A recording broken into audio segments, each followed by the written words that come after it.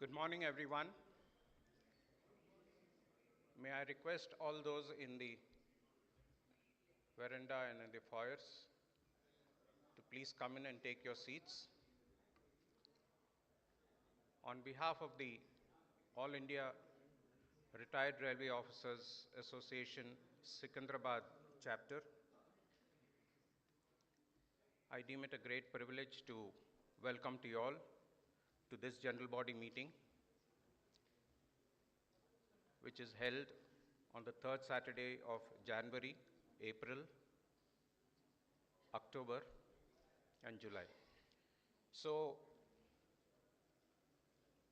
first of all, my apologies to all of you for an inconvenience which was unavoidable, for having shifted the venue at short notice from our traditional Railway Officers Club to the IRISET Auditorium here. I am grateful to the IRISET management for having readily acceded to our request to shift the venue, because the Railway Officers Club was not available today for us. We will commence the proceedings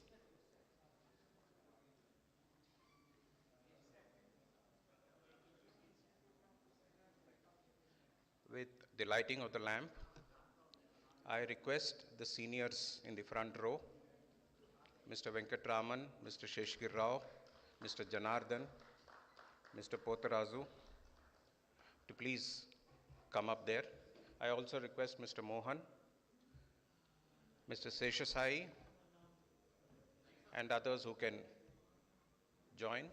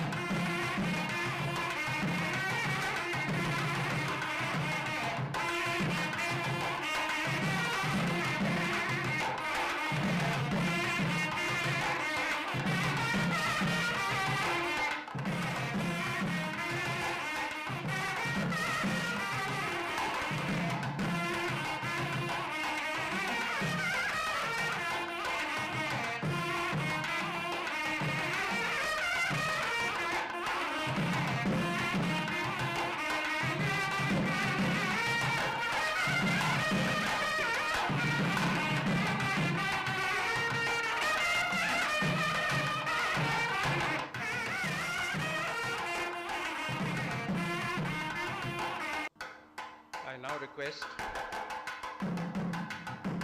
our Vice Presidents, Dr. D.S. Nartigar, Mehboob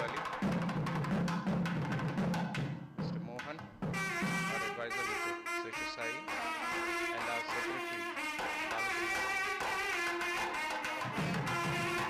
please join me on the stage.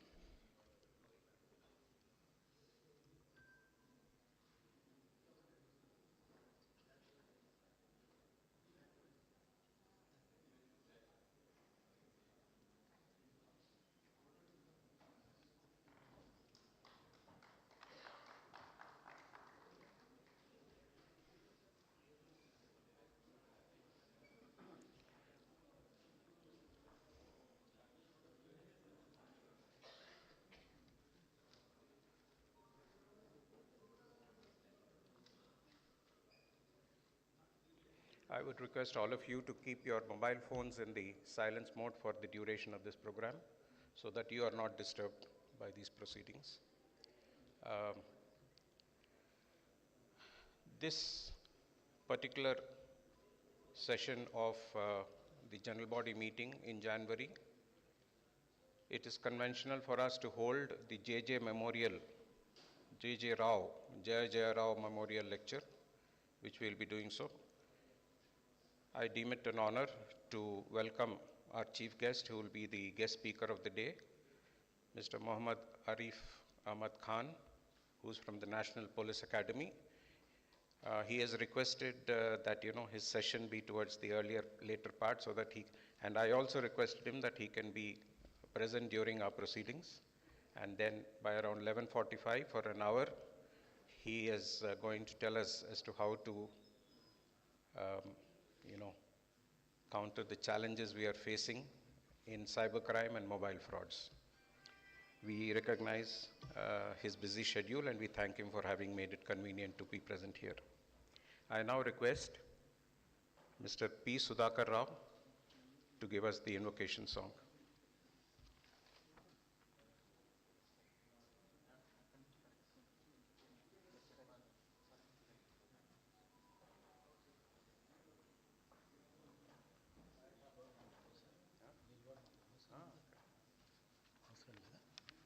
Shall we all rise? Please stand up for the prayer song.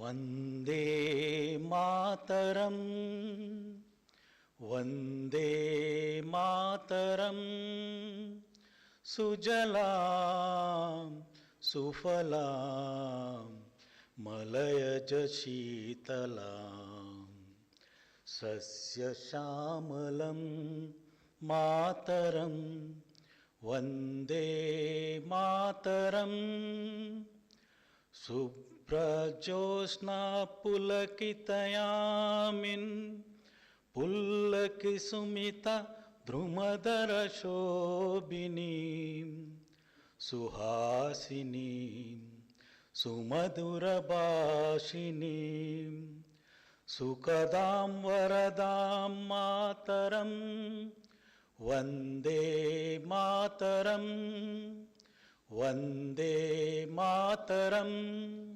Bolo Bharat Mata ki. Thank you. Thank you.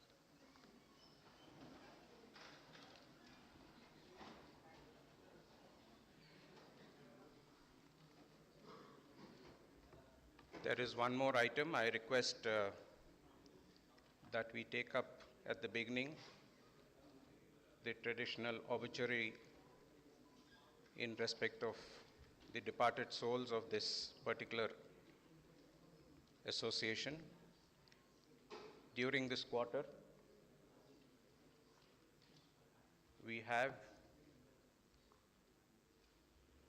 the unfortunate news that one of our colleagues, Justin Stephen, who was Deputy Chief Operations Manager at the time of his retirement in headquarters, he passed away on 13th of December. I would request Damodar to please take over.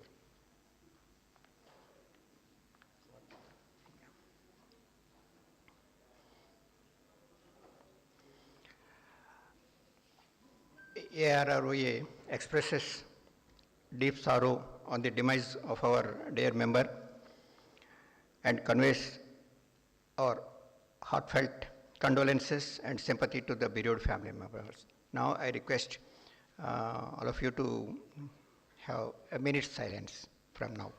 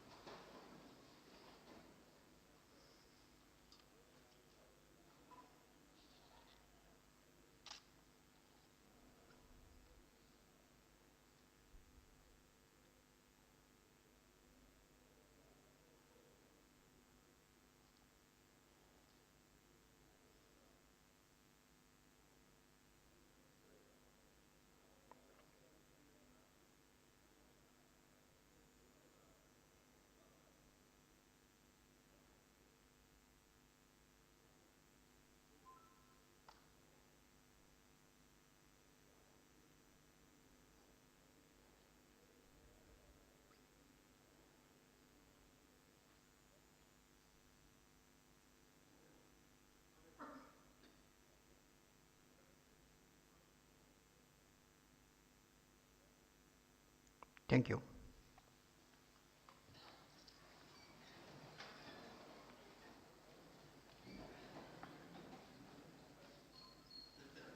I request our Vice President, Mr. M.S. Mahbub Ali, to recall the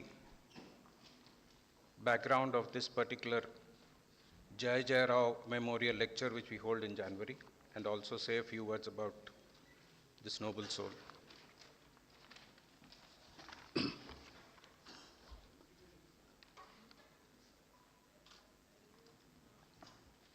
We all aware that today our organization is there because of our J.J. Rao's contribution. He formed the organization and he is there until his demise. He was closely associated. I have not joined the railways when he retired. So I don't have much acquaintance with him, though I heard so much about him through my father-in-law, who is also another civil engineer and who served in the railways. I just have a small brief I want to read about his contributions, etc. So just I'm going to read. He's a man with a great vision. See, as you already aware, visionaries, so they think ahead. So today we are all here and we are all meeting in this place because of the great J.J. Rao Saab ka vision, with which he felt that this organization should be there, and he contributed a lot. So we all remember, and if he is here, he is a soul is there, and he will be very happy to see that organization is flourishing like anything. And you know, today we have full-fledged organization, and today we are able to meet each other, and all these things is possible only because of J.J. Rao Saab. I just read a few things. And one more thing, in this August institute we are there, this is also another great visionary, Mr. S.S. Srinivasan. This great campus is all contributed by S.S. Srinivasan, where in this August institute today we are having in this auditorium. So is another great visionary. I just want to remember him also. Sri B. J.J. Rao was born on 7th September 1921 in a poor family in Guntur district. He worked hard and obtained BE degree in civil engineering from Madras University. After passing IRSC exam, he joined Indian Railways on 14/2/1948 as probationary assistant engineer in South Indian Railway, Southern Railway. Those days called, I think, South Indian Railways. After working in various capacities in the Civil Engineering Department of Indian Railway, he became Chief Commissioner of Railway Safety, a post equivalent to that of General Manager in Railways. He retired from railway service on 30th September 1979. So I have joined in 82, so 3 years before that he retired as the Chief Commissioner of Railway Safety. Even after retirement, he has utilized his vast experience in project consultancies in and outside railways. He was a writer par excellence and author of a book titled Accidents on Rails, which is treated as a reference manual by many railway officers. I also happened to read this manual, especially during the accident site and after that committee investigations, etc. So this book used to be a reference and a lot of enriched contents are there in this book. See, J.J. Rao was not only a taskmaster in dealing with the duties and responsibility in execution of works, but also a very kind-hearted person with love and affection towards colleagues and subordinates, which earned him the position of a fellow companion. He realized that an association required for highlighting the problems faced by the pensioners in all categories. With this in view, he worked hard and formed All India Railway Retired Officers Association during 1985-86, and he held the post of presidentship during the years 1990 and 92, and again during 1994-98. I think this record cannot be broken because for 4 tenures into 2 years, 8 years he was the president, and another record of as an advisor until he's gone aboard as a advisor also. This 15-year service, both the records, I think Sachin Tendulkar records may be broken and many other persons' records may be broken, but these records may not be broken in my opinion. Let us see. He has been contributed to the column Money Matters in Rail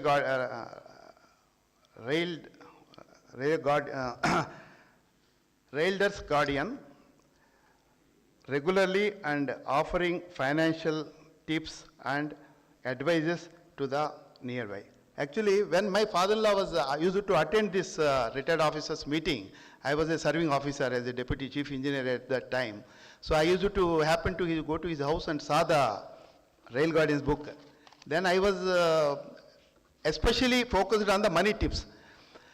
And then it gives a lot of information, and then and there only I came to know that we can become a member. I became a member, though I didn't used to attend the meeting, just for the sake of this magazine. And this magazine is contributing even today, lot of rich contents.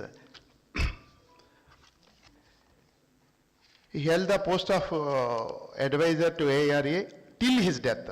Sri J. Rao leaves behind his wife and 5 sons. Sri J. Rao has been the guiding spirit of AIRROA since the formation. He will be remembered forever for the outstanding services rendered for formation, development and sustenance of AIRROA. His absence is a great loss to AIRROA. It will take a long time to AIRROA to overcome his absence. But if he is there here, definitely would have been very happy, and somewhere his soul definitely will be happy to see the organization, the plant is grown to become a big tree. Until we are here, he definitely will be happy wherever he is. Thank you. Thank you very much, Mehboob Ali, for helping us recall the unflinching contribution of Mr. B. J. Rao to the association in particular. In case there is anyone in this audience who have had an occasion to either work with him or have heard about him, I would request you to please say a few words, if anybody is there, because he passed away such a long time ago. I know almost a generation ago. But it's good that we recall his memories. And now I would like to make a announcement, which is that in this general body starting, the executive committee has decided that we will bring out a lot of hidden gems amongst us, and we will form what is called an Achievers Club. An Achievers Club is what has been proposed by the executive committee. And if you recall, on the WhatsApp group, we had invited some sort of self-nominations for this. And I'm happy to say that today we have been able to honor 4 achievers amongst our members. And the details of these 4 members will be given by Mr. Mohan, the always enthusiastic and encouraging editor of our Railder's Guardian. I would request the 2 who are present amongst these 4 to please come into the front row, Dr. Indra Garu and Professor Somnath Pal. Please come in here to the front. Andarki namaskaram. Happy morning and happy new year to all of you, to all the elders, railway veterans, and our guest speaker of day, Sri Arif Kanji. This is a very commendable initiative of our president, sir, and which EC also agreed to recognize the hidden gems among our retired railway officers community. Many of us have talents, but due to the pressure of work or family, during our active career period, we are not able to express our talents. So some of the gems who have found a passion, and after retirement, they have expressed their talents in a various kinds. Today, we are going to present the contribution of 4 members of us. There are many people. Due to shortage of time, we could shortlist only 4. Some more gems will be highlighted in the next meetings. The first gem among us is Sri Ramarao Annavarapu. He retired as UOPS in Eastern Railway. He is senior most among us, 92 years old.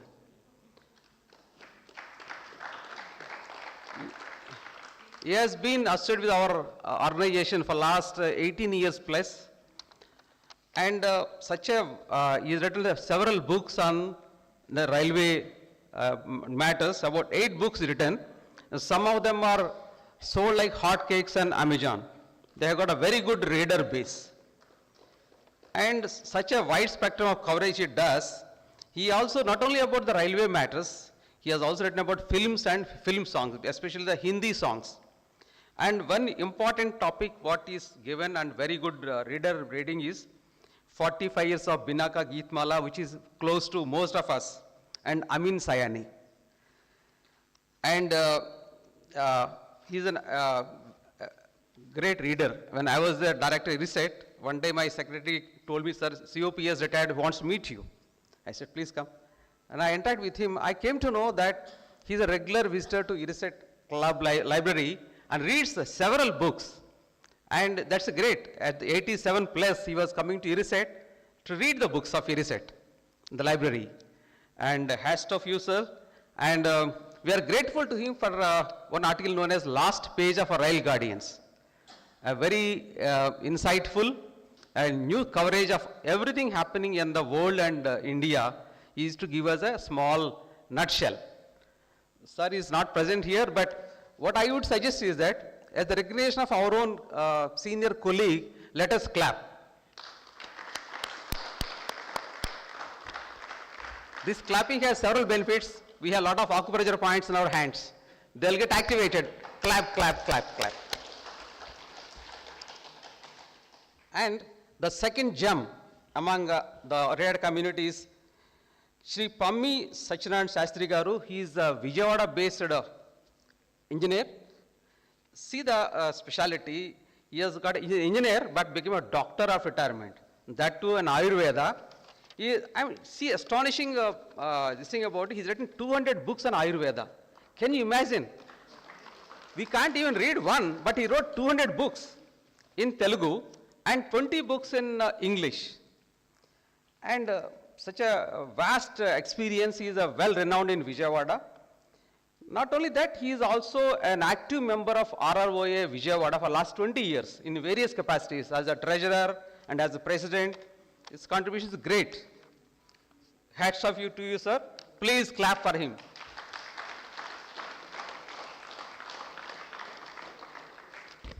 And the third gem is present over here, Mr. Somnath Pal.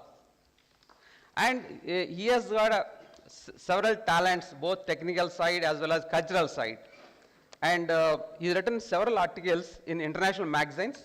He still continues to publish them on technical, safety, signaling, and reliability.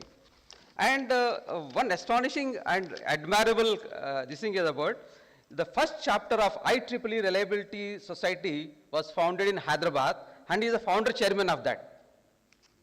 And please clap once again, I say. And not only he, his daughter also has entered signaling domain. She is based in Canada. She is actively participating for reliability and safety and signaling. And Mr. Somnath Pal is also in cultural side. He is some Uttaran Bangiya Samiti, he is the vice president. And his daughter is doing similar work in Canada. Such a great family. Hats off to Somnath Pal, sir. We are proud to have you among us. Please stand up. We'll give a standing ovation to you. Somnath Palji. No, Somnath Palji, first. Please come on. Please come on. Please come to the stage. Ask him to come to the stage. Somnath Palji, come on to the stage so that you are visible.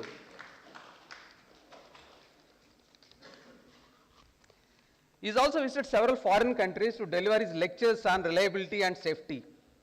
He is one of the hidden gems among us.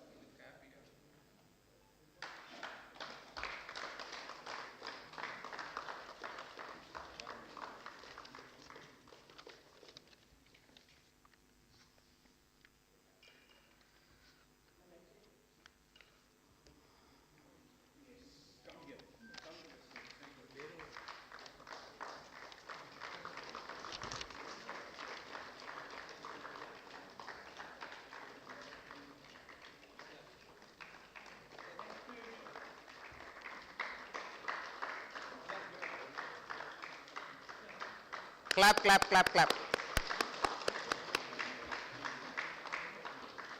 Thank you, Somnath Palji, for accepting our invitation.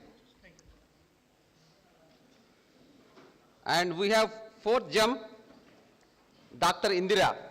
He is the principal of retired principal of junior college.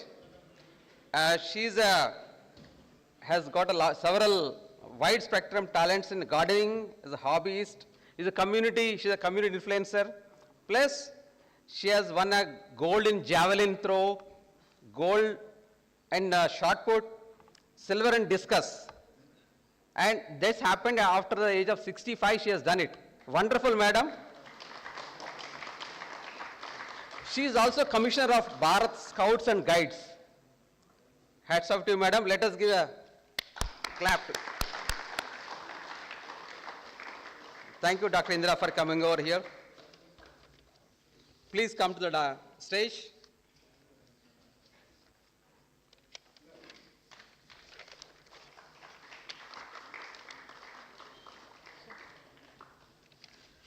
When we talk about javelin, we all remember Neeraj Chopra, but we have much more elderly person with us having a much better talents.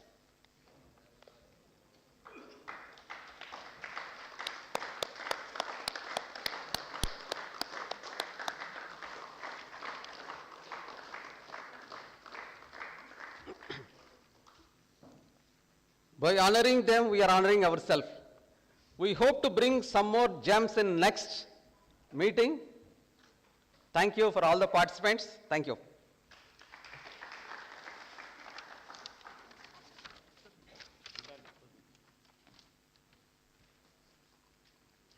Thank you, Mohan Garu. It was really a wonderful experience when we were going through the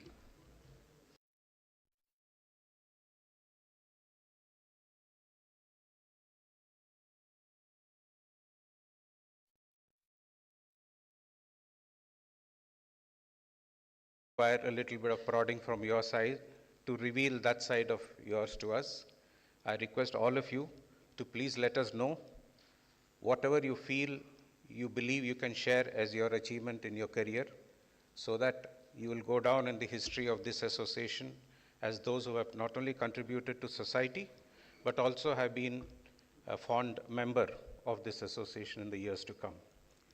At this point, I would like to also remind you that all these details, which we are now gathering together and putting in the form of a chronicle, will not only be published in the ensuing issues of the Railways Guardian, but will also go up in a separate section in our website, which we'll be launching shortly.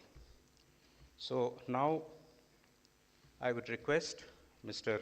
Balasubramaniam, B. Subramaniam, I'm sorry for that, B. Subramaniam Garu, who's our secretary for past several years, to give his report for the quarter.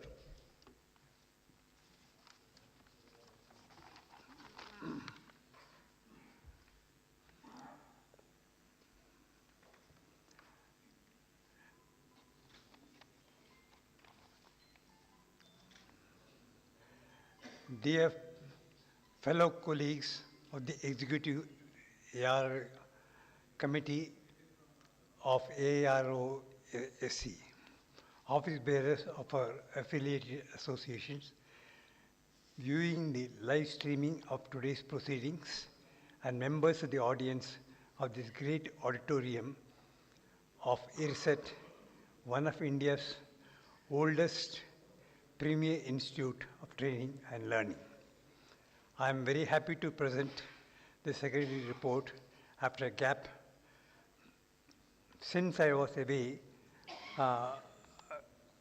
recovering from cataract surgery, I had to undergo in Bangalore. I am happy to note that since then, a number of initiatives have been taken by the present Executive Committee to rejuvenate our activities, some of which I wish to mention in this GVM. The members would have noticed that the feel and look of the Railways Guardian has undergone some welcome changes over the last 3 issues. A vibrant cover page, a more color photos of our events, more pages covering latest orders and issues related to our community of retired officers. I compliment Sri Mohan and his editorial team for all the EC members and his editorial team and all the EC members of their meticulous efforts. The erstwhile 23 years old locomotive in our association's logo has been replaced with a contemporary futuristic Vande Bharat logo based on a poll of many of you participated in the official WhatsApp group of AIRROA. Amongst the recent initiatives of the medical family and welfare front, I am happy to report that the overwhelming success of the executive health checkup drive of our members at Central Hospital, Lalaguda, during November. Yeah. I request our Vice President, T. Malati, to present more details of the executive facility extended by CMD and his team.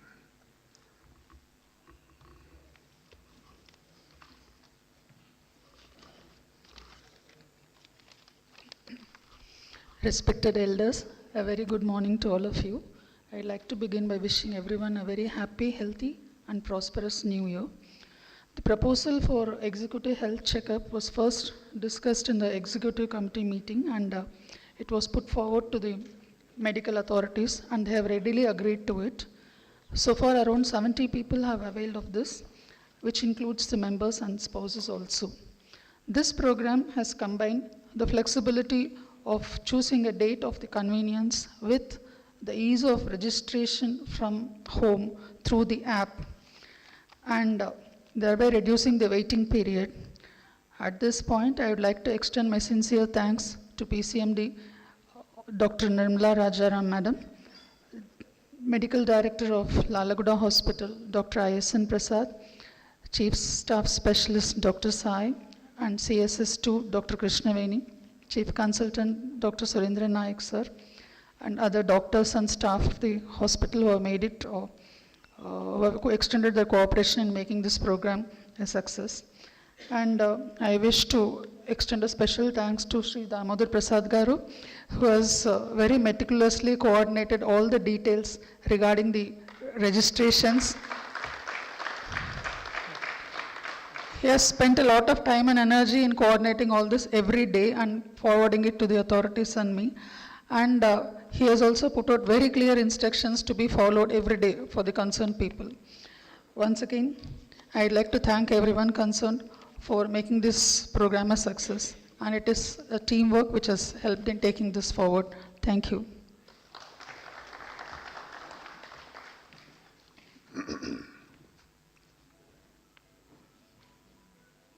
Thank you. In the early December 24th, some EC members met DRM Hyderabad in the presence of the current secretary of the club and requested for extension of our registered working office in the club premises. He promised to arrange for early examination and commencement of the work. As the members are aware, we have renovated the office room after 15 years thanks to DRM Hyderabad, and added our own PC, printer, and projector for conducting AC meetings in a sufficient manner, in self-sufficient manner. I thank profusely all the members for their continued support and cooperation. Thank you.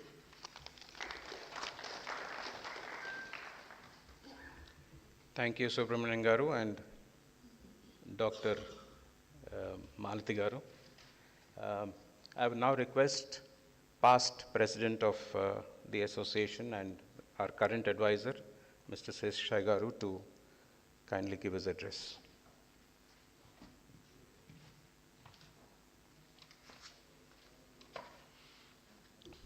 Good morning, friends. First, on this day, the remembrance and gratitude to Sri J. Rao, our founder president and patron and advisor for a quite long period. He had started this association in a period where the pensioners' problems were the most neglected. Employees, you had recognized federations, officers, associations to represent matters, but pensioners were scattered, and some efforts like people like J. Rao has gathered the pensioners, and at least even if there was no recognition, the government was forced to listen to the grievances of pensioners, and from 5th Pay Commission, 6th Pay Commission onwards, there was some attention paid by the pay commissions to the pensioners' grievances. So we should thank and remember Sri J. Rao's foresight on this issue. There are two main issues which concern the retired officers. One is, as usual, the health matters, and second, the money matters may not be in the same order of importance. The association under Sri Venkateshwar has done a great job in organizing the health checkups.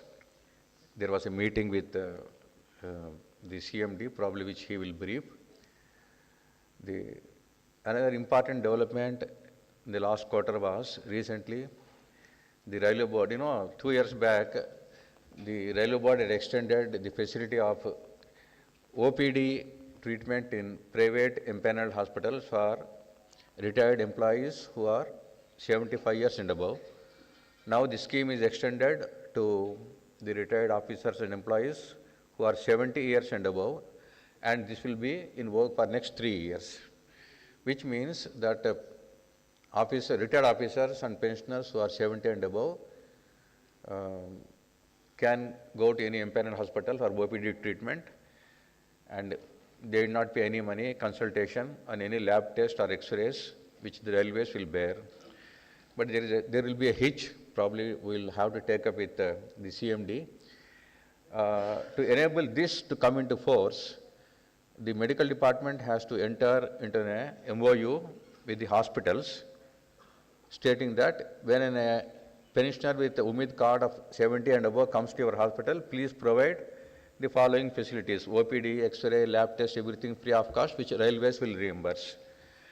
Now that is probably will take time, and even where the MOU is signed by the railway authorities, hospital authorities and the private hospital management, when the pensioners go with Umid card, the people at the lower level, either they are not aware or they feign ignorance, saying that we don't know all these things, we are not aware of all these developments.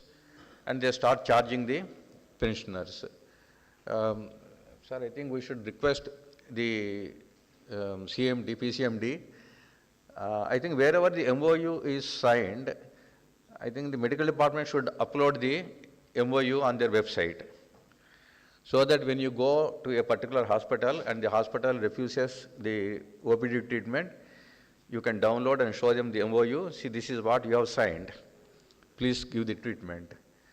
But anyway, I think it will maybe next 3-4 months, things should come in place. That's a great development, because you know that in railway hospitals, one constant problem for retired employees and officers is the shortage of specialists, and where you go to visit a specialist is a long-term procedure to consult him. Now this is a facility where you can go to an empaneled hospital, but only 2 things. You should not be drawing the fixed medical allowance of 1,000 rupees per month, and you should be in possession of a Umid card. Please ensure that these 2 things are followed. The second most important issue, which has been a talk of the town last 3-4 days, is the announcement of the government in the last cabinet meeting held about 3 days back about the decision to constitute the 8th Pay Commission. Now please have patience. The 8th Pay Commission is not going to give you arrears everything by today or tomorrow.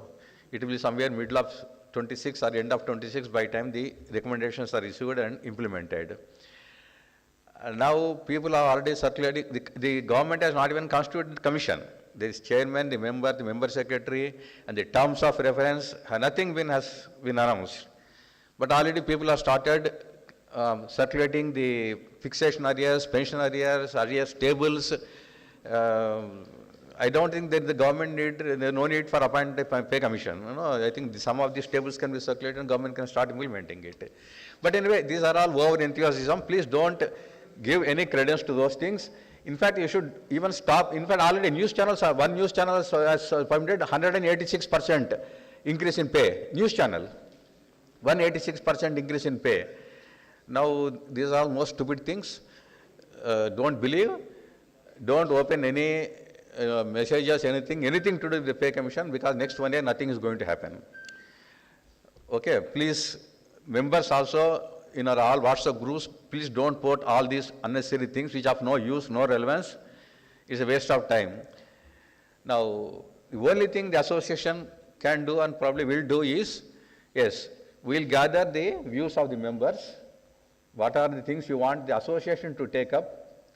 Now, anybody can send a memorandum. You can send a memorandum, I can send a memorandum to the association, request all things. They may consider, they may not, they may put it in the waste for basket. That is one part of it.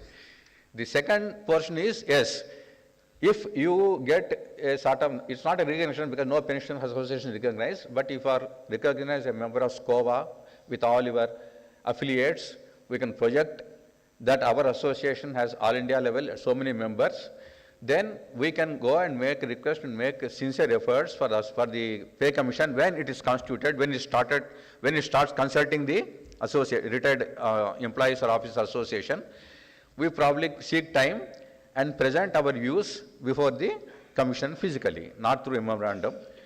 Therefore, I think maybe in coming days, once the pay commission is constituted, the terms of reference are finalized, then we will be soliciting the views of some of the members, what are the issues that will be taken up, and maybe consolidated, we will draft a memorandum, and then in the meantime, I think under the able guidance of Mr. Venkateshwar, the new president, the present president, efforts will be made to ensure that we will get a standing for presenting our views physically before the commission. Till then, have patience. Don't rush into too many things and what are things going to come, what are the pay you are going to get, everything that can be finalized only after 1.5 years. With these two issues, these are two main issues. I thank everybody and extend all my best wishes to you. And let us hope at least this pay commission, apart from the monetary matters, the pay commission gives some importance to the pensions issues like health issues, tax benefits, concessions. Okay. Let us hope and let us fight for it. Thank you.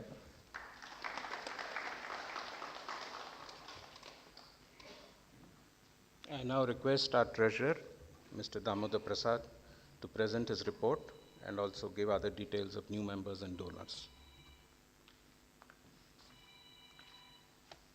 Thank you very much, sir. Now, we have few donors during this quarter.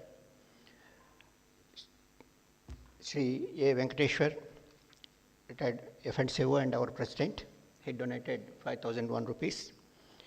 Srimati A. Rajalakshmi Venkateshwar, PFA, retired, she donated 5,001 rupees. Sri U. Upareshwara Garu, XCN SCR, he donated 5,000 rupees. Yeah, Sri Upareshwara Garu. Yes, please. Okay. Then Sri Rupesh, a well-wisher, has donated 5,000 rupees. In all, we got 20,002 rupees during this quarter, and total donations so far during the year, we have received 1,06,113 rupees in the first 3 quarters, and this is the record for any year since its inception. Then our organization has taken up, as you have seen, color ads, and we have added some, and we are going to launch. So this tariff for our donors and sponsorships. This is what we would like to request from for all the members is that please use your good offices or some achievements of our wards and known the companies also. If they could sponsor, please put a word to them, and it will be used for website as well as for RG. So for RG, the website sponsorship for companies, it is 50,000 rupees per annum. On the top of the screen, it will be full length, 10-second interval, it will be available, and 25,000 per annum. Add on the left side full height, 10 seconds interval, and 10,000 rupees per annum. Add on bottom full length, full width, 10 seconds interval. So this is for website sponsorships. So please, any known companies or known wards are there, so they can be requested to give ad material for our website. Then regarding Riders Guardian sponsorship, we got 25,000 rupees for full page, 4 issues, that is per 1 year, and 15,000 half page, 4 issues, and 10,000 full page, 1 issue, 5,000 half page, 1 issue. So this is the tariff which we have, our EC has fixed it. And any member or felicities of 75 plus or 90 plus years can donate for GBM, lunch, and special events also. The donorship will be like this. Donors for GBM lunch, a banner display will be there at the GBM lunch hall, and photo in RG will be published, and it will be 1 lakh for 4 quarters full lunch, 25,000 1 quarter full lunch, and 10,000 1 quarter half lunch, and 5,000 1 quarter 1 dessert. So this is how we have fixed, and members can donate liberally, and donors at special events also they can donate 1,000 rupees in the multiples of 1,000 rupees. The banner display will be there, family photo will be published in RG. So this is the summary of the tariff. Now, in this quarter we had 12 new members join. Out of that, 10 are local members and 2 are non-local members, that is residing outside Twin Cities. I read out the names. Shri C. Amrutaya, XCN. Okay. So these are available in page number 6 of the RG. And in that, one important is that Mr. Kuntal Biswas, retired EE, he is the first to enroll himself as a member after increase in the subscription from 1,000 to 2,000. Then, during the first quarter of this 24-25, 121 new members have joined, and this is a record since inception of this AIRROA. Then, if any new members are available, they can introduce themselves here. Out of these 12, any new members are available, they can come. No? Thank you. Thank you. We'll proceed to other issue.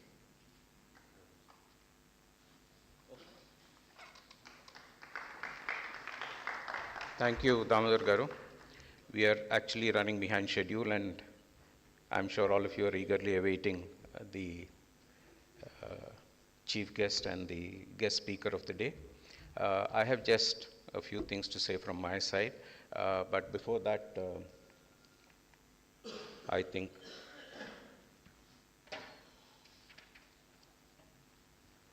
what I would like to say is the idea of showing the tariff there is to indicate that we are a self-funding organization to the extent we can, only for limited purposes.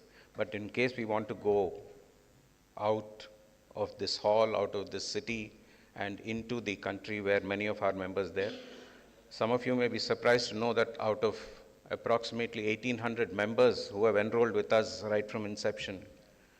900 or about 800 are living in Twin Cities.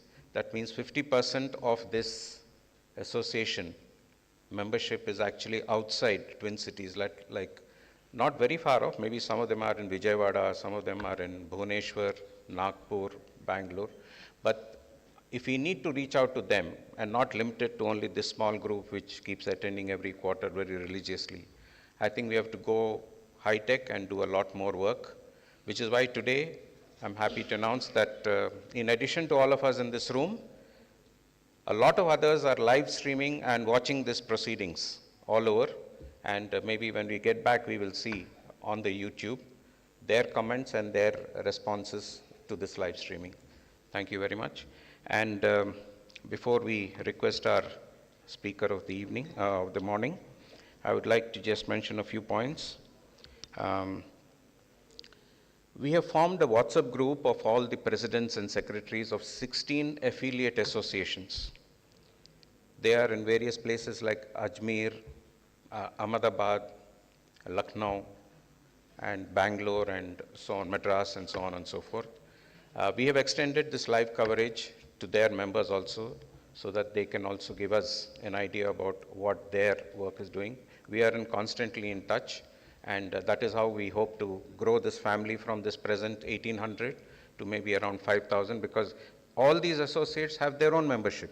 So if we group together all this, I think we'll be able to muster enough strength to make our point, as Mr. Sesh said. Once we are ready for talking to the government on the pay commission, I hope we'll have at least a good base of about 3,000 to 4,000 members. So, as he says, let us wait, let the group be formed, and we'll do our work. I would also request some of you who have already worked with the 7 pay commission during your service, or maybe even the earlier pay commission, to give us your ideas as to how you went about it when you were either working or when you had retired at that point in time, so that we can pick from your experience and take the issue forward with the government as and when we are required to do so. One last mention is, we had planned a picnic in January, early January, but because many members said it is too early for this, it's around the festival time, so we'll do it later. We are now planning to do it in February. I would request all of you to give your options. I'm sure when you signed in your attendance and collected your Railers Guardian copy, you would have mentioned that you would like to attend the picnic with all of us. Please do so. If you have said no, I would still request you to go back and change your idea, because we need a good camaraderie amongst us. Those of you can join us for the picnic. It's being planned in February, so I'm sure you'll be able to do that. And I thank all of you to continue to encourage us by not only your suggestions, but also your physical presence at these meetings. And now, as I said, the website is in its final stages. We thought of launching it in this meeting, but because of some technical considerations, we could not, and the non-availability of some VIPs. So we will be doing this very shortly. Please bear with us till then. I now request Mr.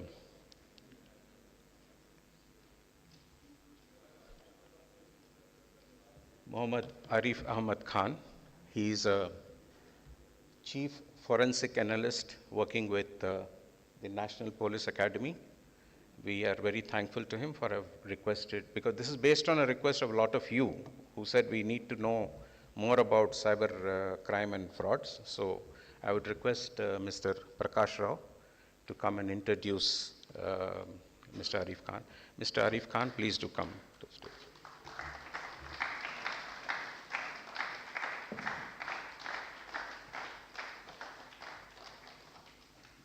Mr. Prakash Rao.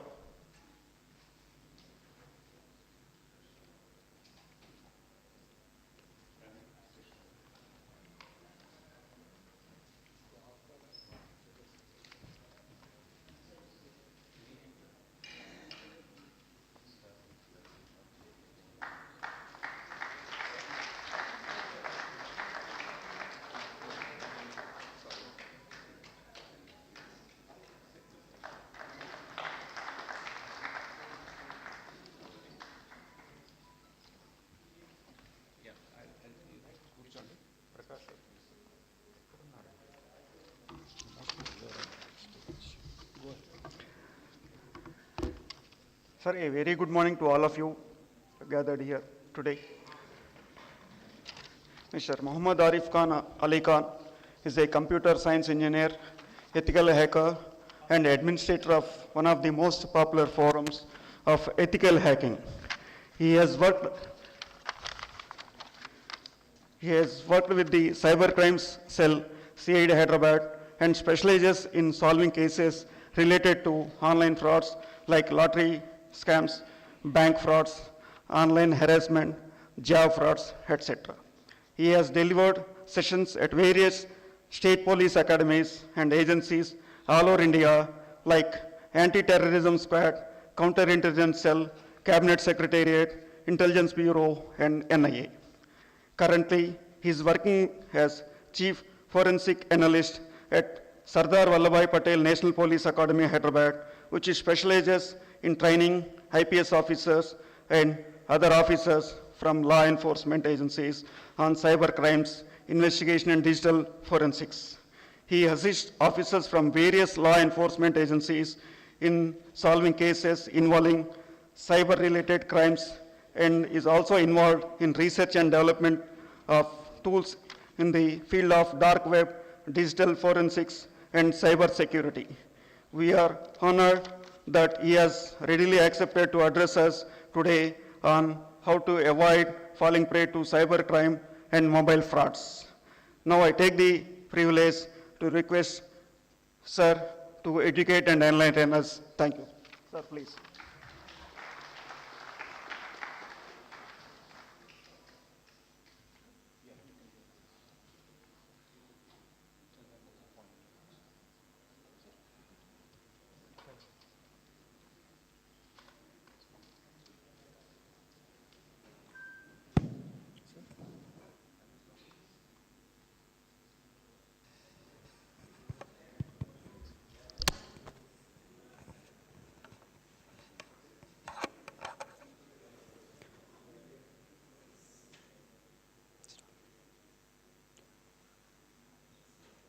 Respected super officers, very good afternoon to one and all. क्योंकि officer बोलना बहुत छोटा word होगा. Right. So I am feeling very humbled and intimidated at the same time to address the officers of your level, having achieved so much that even I can't imagine. मुझे अगर और 30 साल भी अगर काम करने का मौका मिला, I don't think I'll be achieving what you have already achieved. So I'll be focusing on the topic which was given to me. So basically, I'll be having these three things in the rest of the time what I'm delivering here. First is the trending cyber crimes in India, specific to most of the people who are even tech savvy as well as not tech savvy. Then tools and techniques to secure ourselves, because just talking about the problem won't solve it at all, right? And also some practical takeaways so that you can carry forward this baton and tell the other people in the entire country what we can do to prevent frauds. And trust me when I say this, if the hackers are trying to attack you, people might presume that they only attack people who do not have any technical knowledge. But it is not the case. Sometimes people who are very technical competent are also overconfident, which makes them also similar to the people who do not have technical knowledge. Right, so I'll begin with this. Sir, I've taken the liberty of using your email account for the sake of just this documentation. So I have received an email from Venkateshwar sir. Sir, is the email ID right? So I have received, this is to inform you that due to some administrative issues, our program on 18 January has been postponed until further notice on January 16th. So sir has mailed me on my email ID. Sir, did you mail me?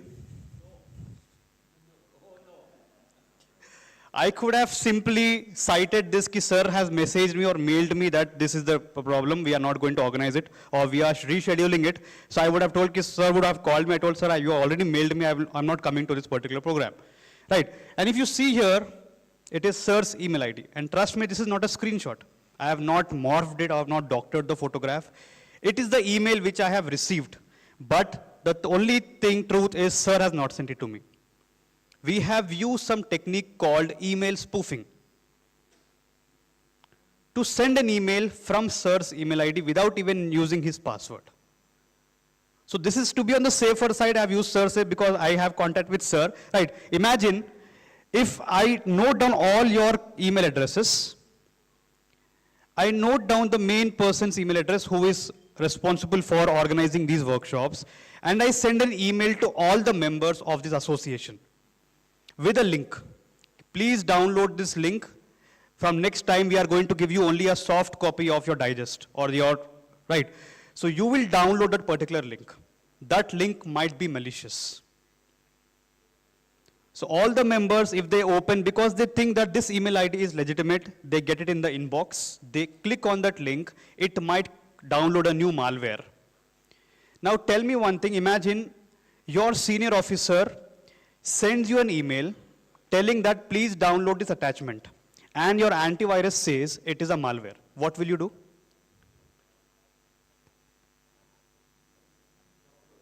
We'll download, we will say senior has sent me.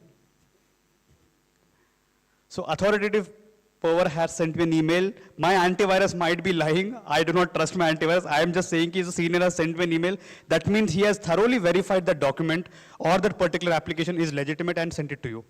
But what if I've impersonated the email ID of that senior itself?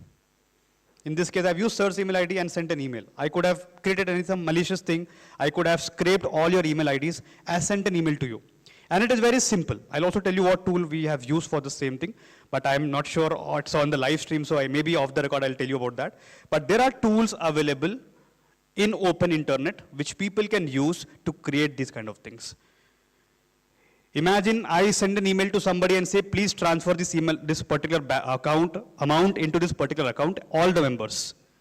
I will ask 1,000 rupees from each member by sending an email from some particular trustee's email account and say, please this time deposit this account amount, what you want to contribute to this particular association, please contribute to that particular account number. And most of will transfer. And you not even realize, once maybe you come back to second quarter meeting, then you'll say, we have transferred money to you, but the account does not reflect anything, right? So this is one thing to just put forward what is actually happening and what people can do with these things, okay? Coming to statistics, if you talk about, the statistics says around 740,000 cyber crimes reported in April 2024. Right, 2025 statistics will come in again in April 2025. Right, so how they have grown, this is until April. Don't think the cyber crime has decreased in 2024. This is just statistics about until April 2024. This is in 2023 complete. Likewise, how many of you recognize this photograph or what could be happening behind the scene? Another photo for reference, yes? Digital arrest. So what is digital arrest? Can anybody tell? Have you heard about it with any of your friends or family? This somebody has been victim of something called digital arrest? So basically, this is the thing why we have focused on digital arrest here. First thing is, people are losing lots of money. It's not thousands, lakhs anymore. It's crores of money people are using with something called digital arrest. So what is this exactly? Anybody knows? Okay, so basically, they call you, okay, some random person. How many of you use Truecaller? Why do we use Truecaller? To know who is actually calling us. But can I change my name on Truecaller? Very much, right? I can change my name to Commissioner of Police, Telangana, and call you, and the Truecaller will show Commissioner of Telangana only. Okay, so I make a call to some random person, they will be having Truecaller, then I pick the call, I tell them that I am Commissioner of Police, I have identified that you are involved in drugs and other stuff, you are ordering drugs from one particular dark web, that particular thing, and you have evaded tax, all these things are happening, we have received complaints from Enforcement Directorate about you, all these things are happening. Now, you are supposed to pay penalty to us. And they will tell you, you should not turn off your camera. They will do a video call, and they'll ask you, do not turn off your video call. The moment you turn off your video call, we are going to send police to your home. So they scare people. Okay. After that, then they ask, then some mediator will come in between, having a uniform of police. They wear a uniform, they have a flag in the background, and they say, ki we are from this particular department. Now, please pay us this particular amount into a particular account, that is a mule account. Basically, they will not ask you to transfer money into their own accounts. They will identify some 10, 15 accounts, which are basically mule accounts. They ask you to transfer money to those accounts. So generally, they keep you locked to your screen for more than 24 hours. Imagine for 24 hours, you cannot leave your room, you cannot turn off your camera. And they are siphoning off lots of money from people who are somehow, because imagine if today somebody tells you, I know something about you. So what is the first thing that comes in your mind? कि मैंने क्या कर दिया होगा पता नहीं कितने साल में मैंने कुछ तो गलती की होगी कहीं ना कहीं. That will generally come into your mind, right? So somebody will tell you कि I know something about you, you have done something on internet. So internet everybody is using every day. So we are not sure what websites we are accessing, what video we are watching on Telegram, Instagram or YouTube. So somebody will just tell you ki you have done something wrong. So that generally it is a vague statement, but people think yes, maybe I have done something wrong. Okay, so it became so much intense, so much that the Honorable Prime Minister has mentioned in his Mann Ki Baat. Okay, this is the serious case, we are supposed to, now generally whenever you are making a call to somebody, you are getting that 30-second audio. Ki beware of such frauds, people are calling on the pretext of being police officers or enforcement directorate or income tax officers. That is the basic outcome which had come, because people have actually lost lots of money, not thousands or lakhs, crores of money, just because of something called digital arrest. Now how it happens? Basically now the problem is, the irony here is, it is not most of the people from India who are doing this. The attackers or the fraudsters are from our neighbor country. They are dressing up like Indian police officers, having an Indian flag, staying in some other country but having Indian flag in the backdrop, and then they are talking to the person by telling, I am the commissioner, I am the deputy commissioner, and I'm going to complain about you, this is an FIR. They will send you some fake documents. Generally, common man does not have an idea about an FIR. So they send some random document by saying this is an FIR, this is one thing, we are going to take off money from your account. So if you do not want your account to be freezed, please send this, not please. The way they ask is completely demanding. They ask you to transfer immediate money. Okay, so that is a scare tactic which people are using. Most of them are falling to it, right? So only one thing you can do is don't pick unknown calls, or if somebody calls you and says ki you have received a complaint, again, not you, your subordinates or who are currently working in the agencies, if they get a call by telling ki yes, there is something going wrong with your particular account, something has been done with your account, with your KYC or something like that, do not reveal your details there. You can advise them to tell, yes, if there is a problem, if you have received a complaint, just send it to me through proper channel, let the police call me, or I will visit a police station and do that. So never appreciate anybody calling on phone and telling you have received a case, so different notices are there, 41 notice, 91 notice, all these things are available, right? So basically, one thing advice is by the Honorable Prime Minister also is, ignore such calls. If somebody tells ki complaint is against you, yes, say yes, okay, fine, and put the call. And most of the time they do a video call, and also using Skype, they ask you to log in through Skype and ask you to turn on your camera and other stuff. So it is very serious offense happening right now. Yes, sir. Okay. So basically, what happens is you simply receive a call, a blank call you receive from somebody, and they say ki we have received a complaint against you that you are involved in tax evasion, or you are involved in buying banned narcotic or contraband from the internet, or you have accessed something which is very illegal on the dark web or internet. Maybe you have watched some pornographic videos which are completely banned.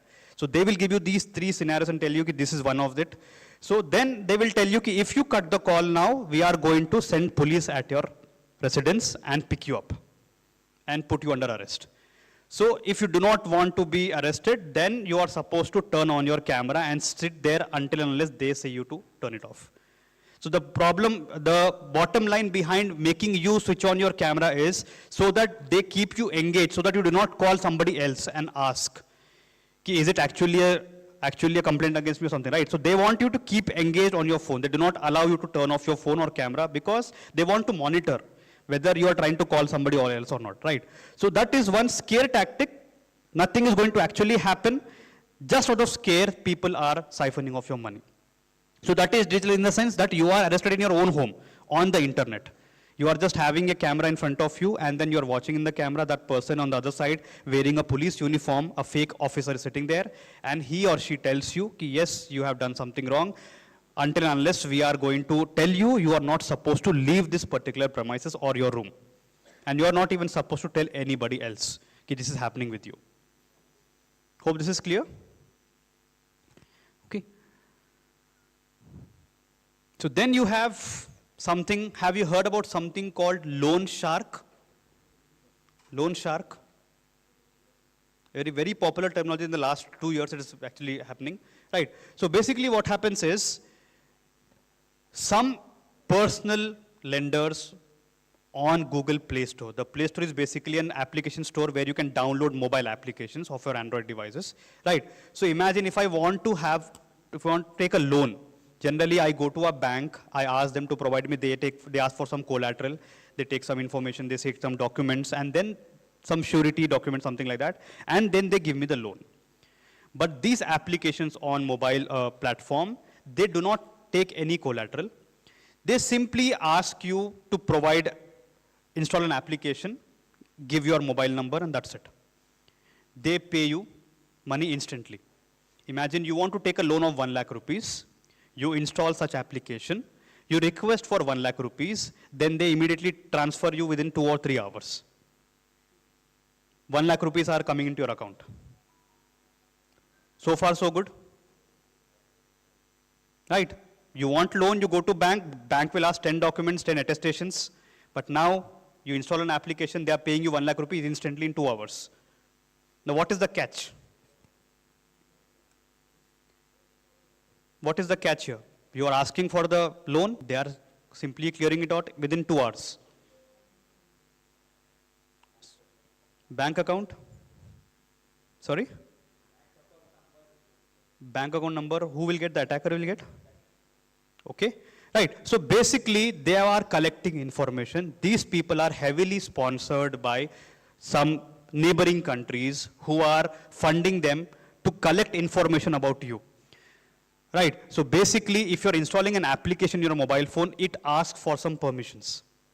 It will ask for permission. Permission to read your contacts, permission to read your SMS, permission to read your storage, permission to record your camera and audio and other stuff, right? So what these particular applications do is, once you install this application and do not pay the money, generally people pay it in 1 week or 2 weeks. Imagine if the person take 1 lakh rupees, they give you a 2 months time with 20% interest. So the person who took 1 lakh rupees, he is supposed to pay 1,20,000 after 2 months. But even after that, these people start harassing this particular person to pay more. They say, no, 1,20,000 nahi, now you are supposed to pay 1,40,000, 1,50,000. It's also so happened that the person had taken a loan of 1 lakh, he still paid 8 lakh rupees, still the person is harassing. Principal amount is 1 lakh rupees, interest paid is 8 lakh rupees, and still the person is harassing. Now, at some point in time, the person gives up and says, no, I cannot pay more. Then they start messaging. It is not clear. I think maybe the presentation which will be shared with you, that will have a clarity. They simply ask you something, like depending on the attacker sitting there. In this particular case, the person was harassing a girl, telling, send me your nude photos. I will clear your loan. I will waive off your loan, even after paying much more than the principal amount. Then the person does not agree to it. Then what they do, they have a WhatsApp group. These attackers, the criminals, they have a WhatsApp group. They will circulate the person who has taken loan, their number to the WhatsApp group, and they say, along with the details, they say, perform information gathering about this particular person, identify their photos and other information, and if you have the photos, give it to me. Then they take all your photographs, edit it with something very obscene. They take your face, add it to some obscene photograph, and as you have provided the permission of contacts, because these mobile applications take all your permissions, including your contacts, okay, WhatsApp profile photos and WhatsApp contacts and everything. Because how many of you save the name of wife as wife? Most of you. I save it as Home Minister. Right. So they will identify ki what pattern you have saved your name. Somebody will say boss, somebody will say brother, father, mother, like this, right? So they know what contacts you have saved. So if I do not pick up their calls, they send a message to all the contacts which I have taken from my mobile phone. The moment I have installed this application, all my contacts are gone to these particular attackers. And when somebody does not pay the money, or even if they have paid money, but not to the satisfaction of the attacker, then they start harassing you with this particular thing. They send you a message, they first ask you, ki, please pay the money, otherwise I'm going to harass everybody. If you listen to them, it's okay. Anyhow, they will harass you 1 month later. But if you are not submitting it or not paying more, they start a group which is against you. They will simply keep on calling other people in your contacts. Imagine my boss getting call and saying, ki Arif did not pay 1 lakh rupees, ask him to pay. And all the contacts in my mobile phone are other officers. So imagine they are getting called, they are telling, Arif, what is happening here? Why have you taken loan? Why are people calling me and troubling me? All these things can go wrong, right? And to add it worse, if you see here, 1 second. Phone, read SMS, receive SMS, send SMS. How many of you use UPI apps, Google Pay, Bheem, Phone Pay? Everybody use it, right? So imagine, sorry, you don't use it for security reasons? For security reasons, sir?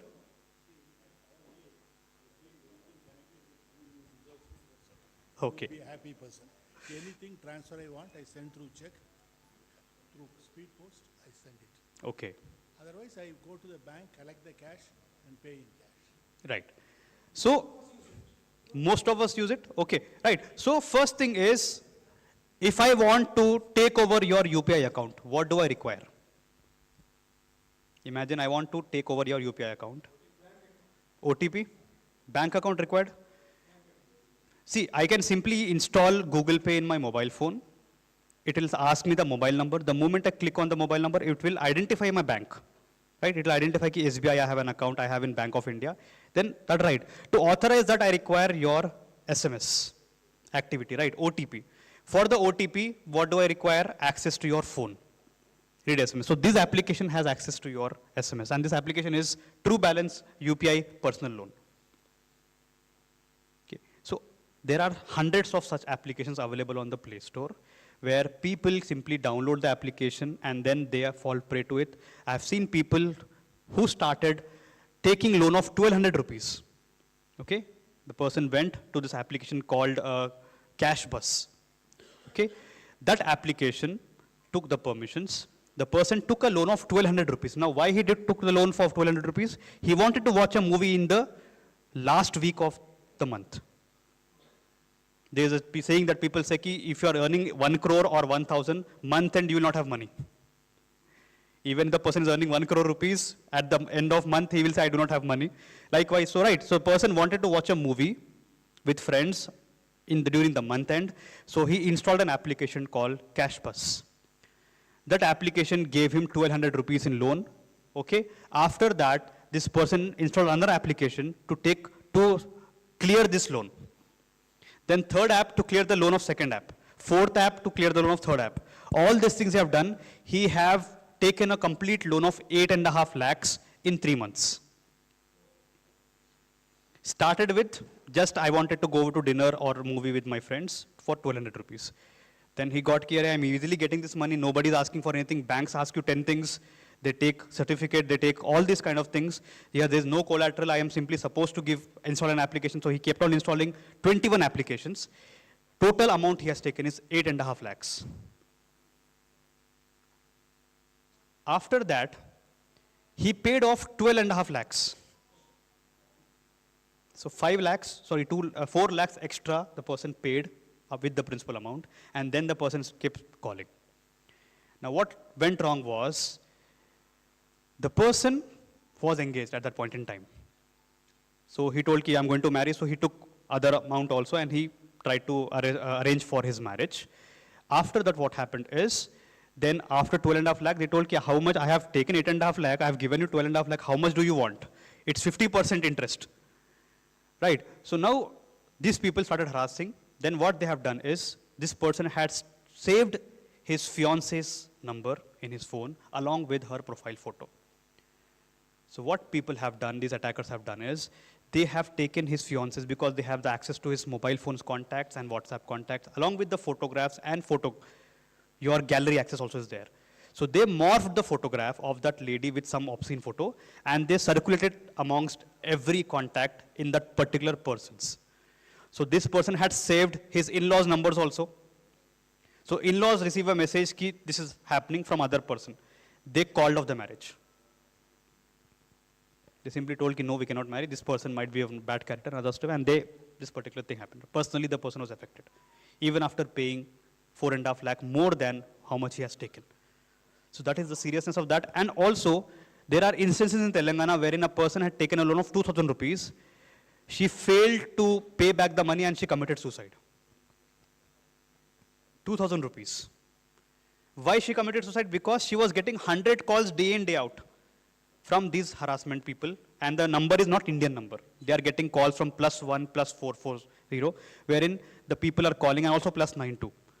They are calling and saying, you are supposed to pay the money, otherwise we will do something, we will file a complaint against you. And this person was receiving 100 calls a day. And she succumbed to it. She did not, like, what should I do? And she completely committed suicide, just for the sake of 2,000 rupees, because of this harassment. They were telling, I will do this, I will do that. All these things are actually happening, okay? Likewise, one more important part is, which browser do you use? Safari, Chrome, Brave, Opera, anybody? Firefox? Mostly Chrome, Firefox, and they say that Edge is to download Chrome and Firefox. Edge is the default browser in Microsoft Windows, which is used for downloading other browsers. Generally, that is the thing people say, right? So you have these applications. Now, what if you are watching a video, some important video, and suddenly they say, skip ad in 4 seconds. And the bomb says it is going to blast in 10 seconds, and the YouTube say you have 4 seconds to skip the ad, right? So how many of you are irritated by the ads on your YouTube, on your computers if you watch YouTube, right? So you have one solution to that, and also you have these other things, like if you are supposed to download a file from internet, you can see lot of options like this. Start, download here, click here, download fast, premium download. So which one is the legitimate link? What can go wrong if you click? Because there might be 10 links and one is the genuine link. So there is a probability of 9 by 10 to click on the wrong link, right? So how do you choose, or how do you stay secure? Imagine if I click it unknowingly on any of the link which is malicious, how am I supposed to be secure? Yes? Am I trusting the antivirus? Antivirus works only when you are running a file. After downloading the file, maybe you are running the antivirus, and in that you have free antivirus, you have premium antiviruses, right? So anyway, one-stop solution for that is something called uBlock Origin. It's a plugin or extension which is provided in your browser. It can be in Firefox, Chrome, or your Opera and Safari also. So this is a plugin which you can simply search on the internet, uBlock Origin for Google Chrome or Firefox, whatever your browser you are using. This basically will prevent any malicious access from your browser. Imagine I go to download a particular file from the internet, and this particular plugin automatically identifies it to be malicious. And it will prevent me from opening it. That way it is ensuring that your computer is secure. This is the first incident, first line of defense will be your uBlock Origin. It's a tried and trusted plugin which we use. And the one trivial advantage of this is it also blocks your YouTube ads. So imagine you're opening a video and suddenly you're on diet and so it shows Swiggy and Zomato ads in the first 5 seconds. You will lose interest on that. Let us order something today from Gulab Jamun or something from Swiggy, right? It actually happens, right? If you check during your lunch time, you try it, you open YouTube, suddenly it plays Zomato and Swiggy ads. Why don't you try gulab jamun today? All these things happen, right? So to prevent that, you can simply install a plugin called uBlock Origin, which also not only prevents some ads on YouTube. I'm not against YouTube because I think it's going on YouTube live streaming. I'm not telling to YouTube to do this thing, but the majority of this thing is it will prevent any form of malicious access. If you visit a website, if you're not sure the website is genuine or fake, it is not a genuine or legitimate or right, it will prevent access to the particular site. It will block so many things, running scripts or malwares, running in the background of the website. Likewise, how many of you received such kind of messages?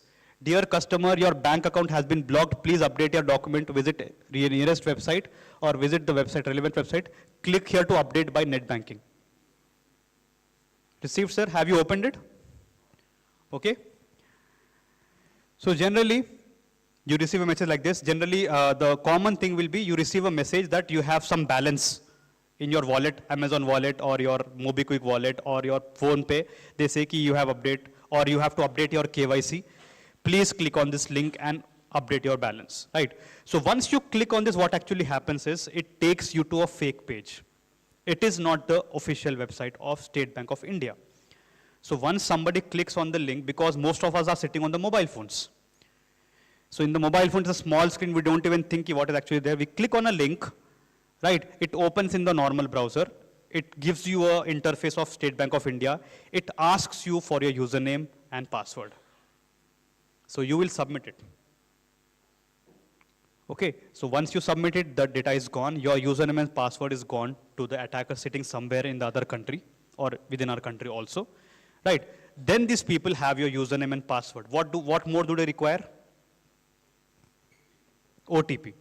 So now they have your information, your user ID is there, your thing there, password is there, they have your mobile number somehow. Then they call you and ask you, sir, we are calling from State Bank of India. To verify that you are actually using this account, you are supposed to share OTP. So I go to Amazon and I enter your details and then I click on get OTP and you will get an OTP from State Bank of India. The SMS says the OTP for this transaction is this. Thank you, regards State Bank of India. So you believe it to be genuine and it is actually a genuine, but not for the sake of validating. It is for authorizing that particular transaction. So now it will be very humongous task for you to keep on creating awareness to other people. Imagine if you get it, so you want to share it to other members, it is a very humongous task. How do I create awareness or how do I prevent the other 120, 200 people sitting so that they don't fall to such particular crime?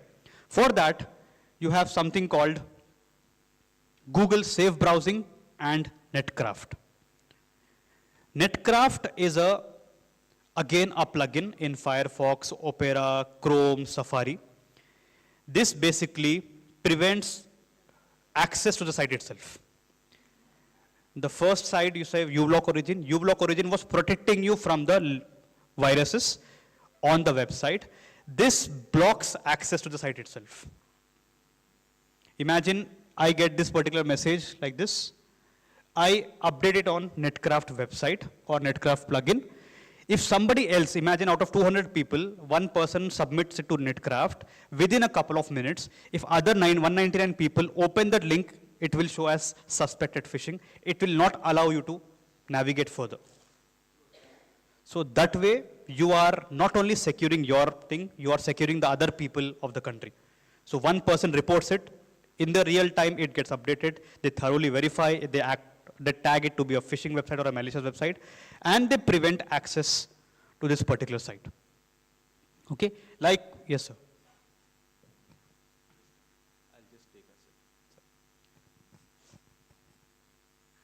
Sorry for this interruption.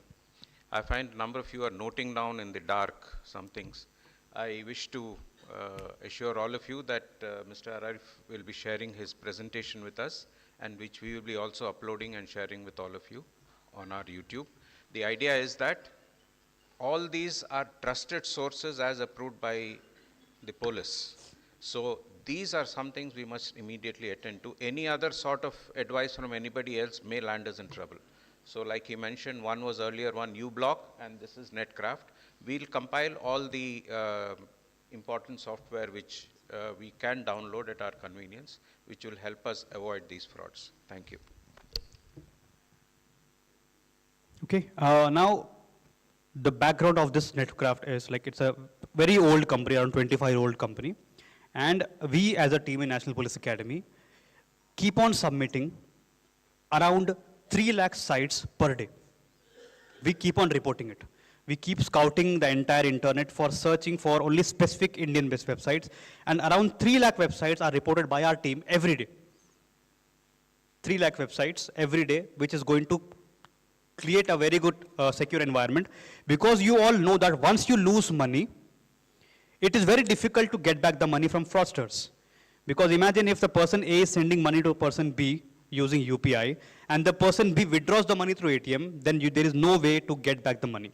Once it turns into cash, you cannot return the money. And if you ask a person, like imagine if a victim comes to me and say, sir, I have lost 10 lakh rupees. And then we thoroughly coordinate with the cybercrime portal and 1930, which the government has made, right? So I4C and other agencies. So what these people do is they'll say, okay, 10 lakh rupees, they try to identify 10 lakh rupees, what was the trail of this particular money. Imagine that 10 lakh rupees have been withdrawn through multiple accounts and it is turned into cash. And if I tell the victim, we cannot give you back the money, we are going to arrest the person who is involved in this crime. They say, sir, leave the person, but give me the money. Right? Their priorities are different. A victim wants his money irrespective of the person is out of jail. Generally, they prefer out of court. They say, no, sir, let the suspect call me. He will say, 10 lakhs I have siphoned off, I will give you 8 lakh rupees. They are okay with it. Then they come to police and say, sir, we do not want to file a FIR. Just preliminary, you try to discard this particular thing. So these are also problems happening. Right? So anyway, okay. Now, let us see the statistics of most used passwords of 2024. May I know anybody's password? I'm asking for your passwords. I'm not asking for your username or other stuff. Is it safe for you to give me the password? Why? I don't know your email ID. I don't know your mobile number. Just by taking your password, what can go wrong?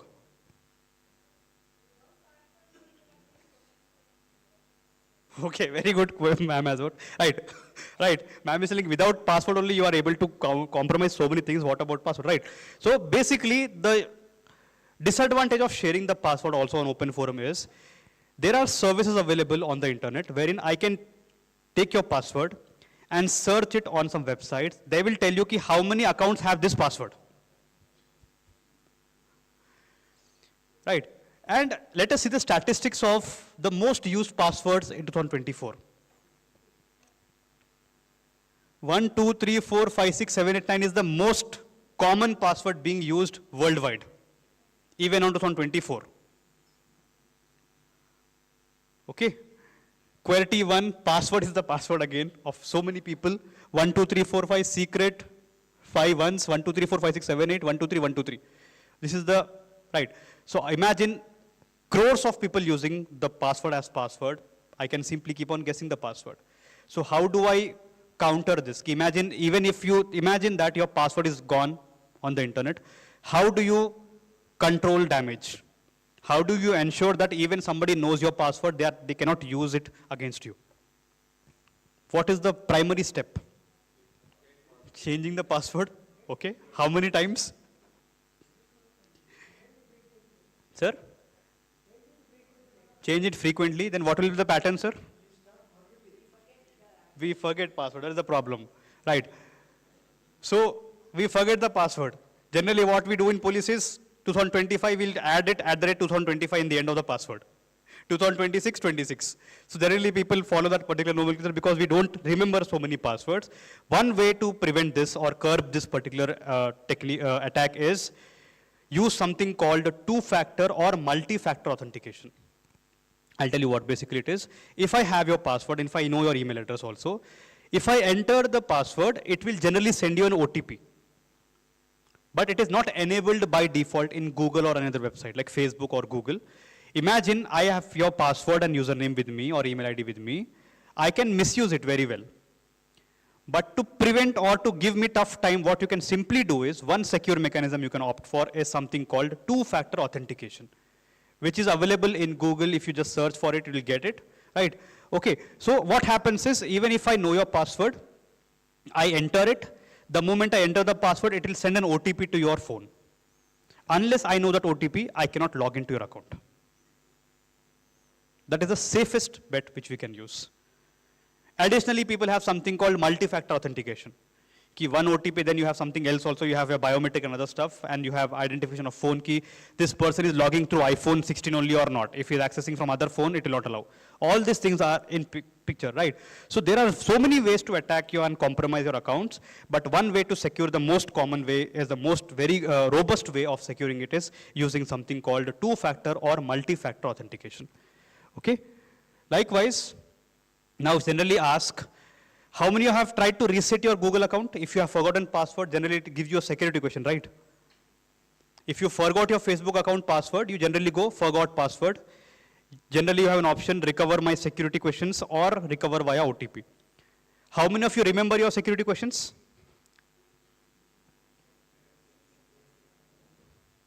Answers? Questions you might remember, answers do you remember? Imagine, yes sir, do you remember your answer? What is your answer, if I may know? Okay. So answer is same till now, sir? Because imagine if you ask, what is your favorite food, for example, maybe at that point in time while I was setting it, it was gulab jamun. Now I will say salad or avocado, because times change. So imagine 20 years ago, if I put a security question, I don't remember its password. I do not remember its thing, right answer. So generally what people do is, on social media, they have this kind of engagement. They tell you, name your favorite song. So generally you go and give your name song. That could be that the person has identified your security question is, what is your favorite song? They simply post you. This actually happened with us. We were in some operations wherein we wanted to take over an account. The security question of that particular person was, what is your dog's name? So we befriended that person using our fake account, spoke to him for some time, then asked, what is your dog's name? And the person had given answer. We used that same answer to take over his account, and then we were able to do whatever we wanted to do at that point in time. So security questions also very thing. So I suggest you please check your security questions once. If you're accessing Yahoo, Google or Facebook, try to change it. Otherwise, people will be able to take over your account. Okay, just.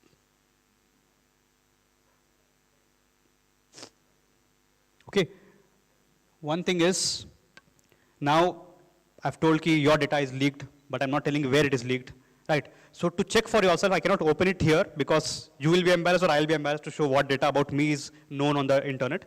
So you have certain websites, haveibeenpwned.com, intelx.io, monitor.mozilla.org, and mibreeze.com. So once the session is complete, once you get the presentation, you please check it to yourself in your mobile phone or your computer.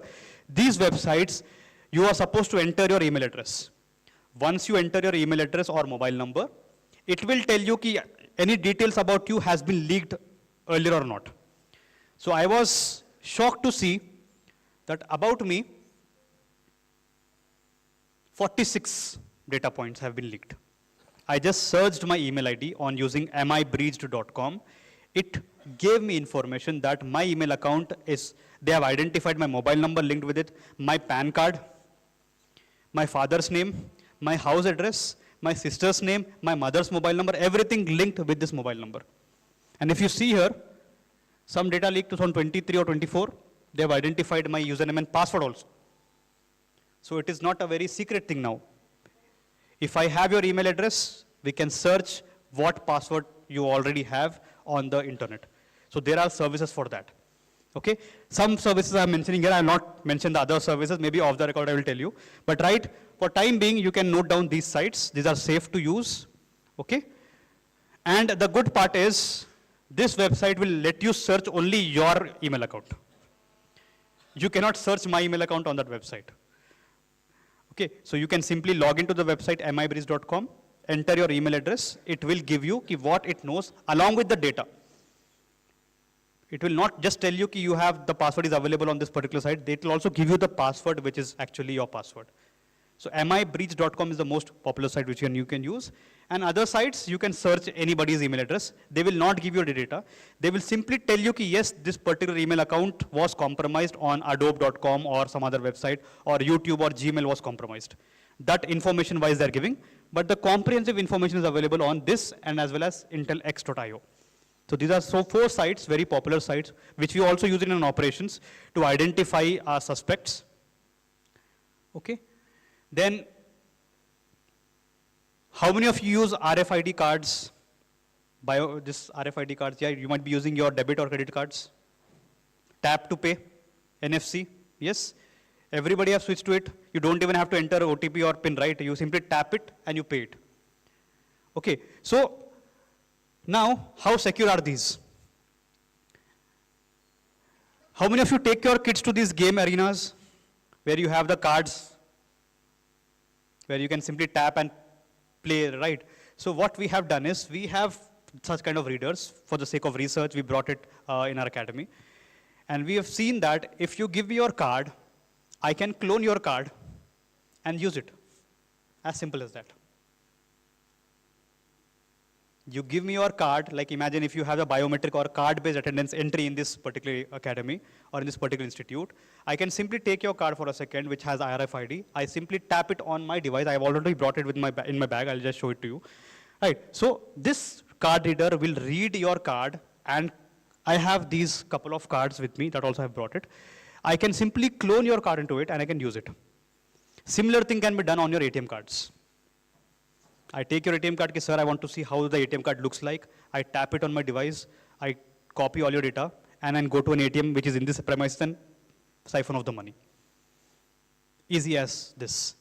The only way to stop as on date is, you might have seen that you have some cards with some SIM card looking like, right? NFC chip is there. Some chips are there on your cards. So that for time being, they are secure, because to clone it, it requires lot more technology for that. Some high-end devices are required for cloning it, but yes, that is just a limitation of time.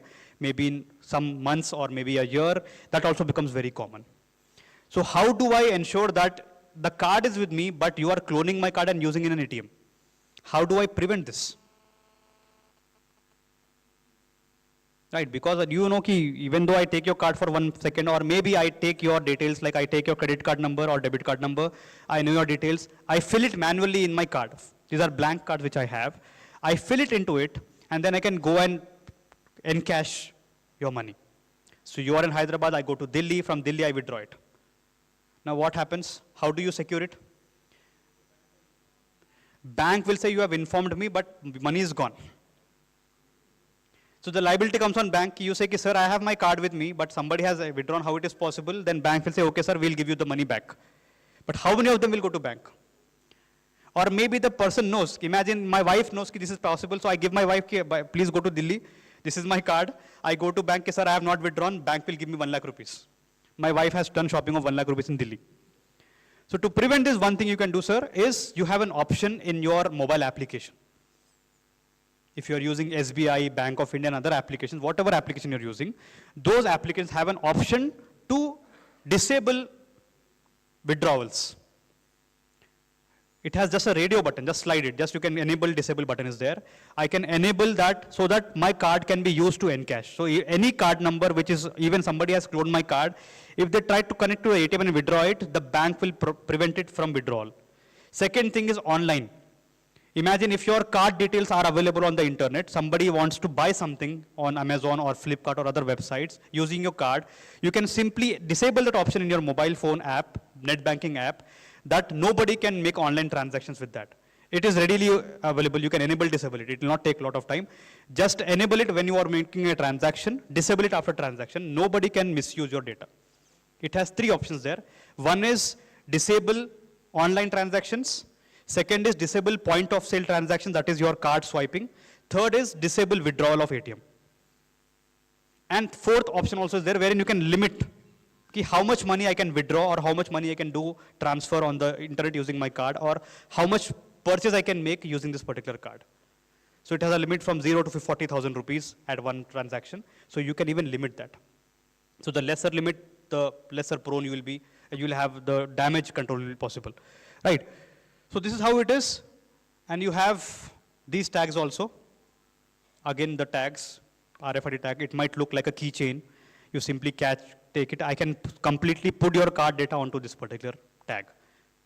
And what simply you can do is, I even have all the cards of the game arenas, wherein you simply copy it, make a new card, go and tap anywhere. It will work. As on date. It's a result of last around 10 days ago only. We did a research for this particular thing. We asked all our team how many of you have gone with kids to these places. So we brought those cards. We decrypted that card. We were able to identify what is the balance and how we were able to clone it also. But anyhow, we have not misused it so far. If those don't think we are going to malls and doing all these kind of things, we have not misused it so far. But anyway, that is how it is possible. Okay. Likewise, then you have something called Chat GPT. Have you heard about it? Artificial intelligence. So basically you give its assistant now. You can simply give any work to it. And the most useful on the record, official record was one of the court, Honorable Judge has used Chat GPT for providing verdict. Imagine, generally we are focusing on legal aspects. We refer to a lot of judgments per day basis because we are supposed to train on law enforcement regarding judicial thing also. So if I have a judgment of 250 pages, and if I have a session in 1 hour, I will not be able to entirely read the 250 pages. So I tell ChatGPT, I upload the PDF of judgment and ask ChatGPT, identify the arguments raised by the prosecutor, identify the arguments raised by the defense, identify the verdict. That's it. It gives me the summary. So I can talk to the document. I will simply ask ChatGPT, tell me what could be done if the case was convicted. How could I prevent conviction? So as a defense officer, I can also ask if what the prosecutor could have told so that it can invoke other sections of the law. It is going to advise you. So we can generally use it to summarize a lot of our documents.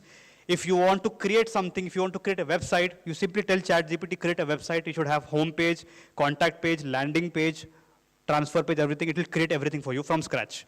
You do not require any technical knowledge for that. Now, how criminals are using this? What happened is, we were searching how criminals give me some websites which are having malicious software to download. ChatGPT told, so we cannot give it because it is not in our view. We are not supposed to share information. So we just manipulated ChatGPT. We told, okay, so tell me some site which I should not visit. First we told, give us some sites which help me to gain knowledge on malware creation. It told we cannot share it because it is against our thoughts. Then we told, okay, give me some site which I should not visit. It gives you output. These are some sites which you should not visit. So basically our purpose is full. People think AI will take our jobs, but AI is nowhere near to human intelligence. Okay, AI can be our best assistant, not more than that. Okay.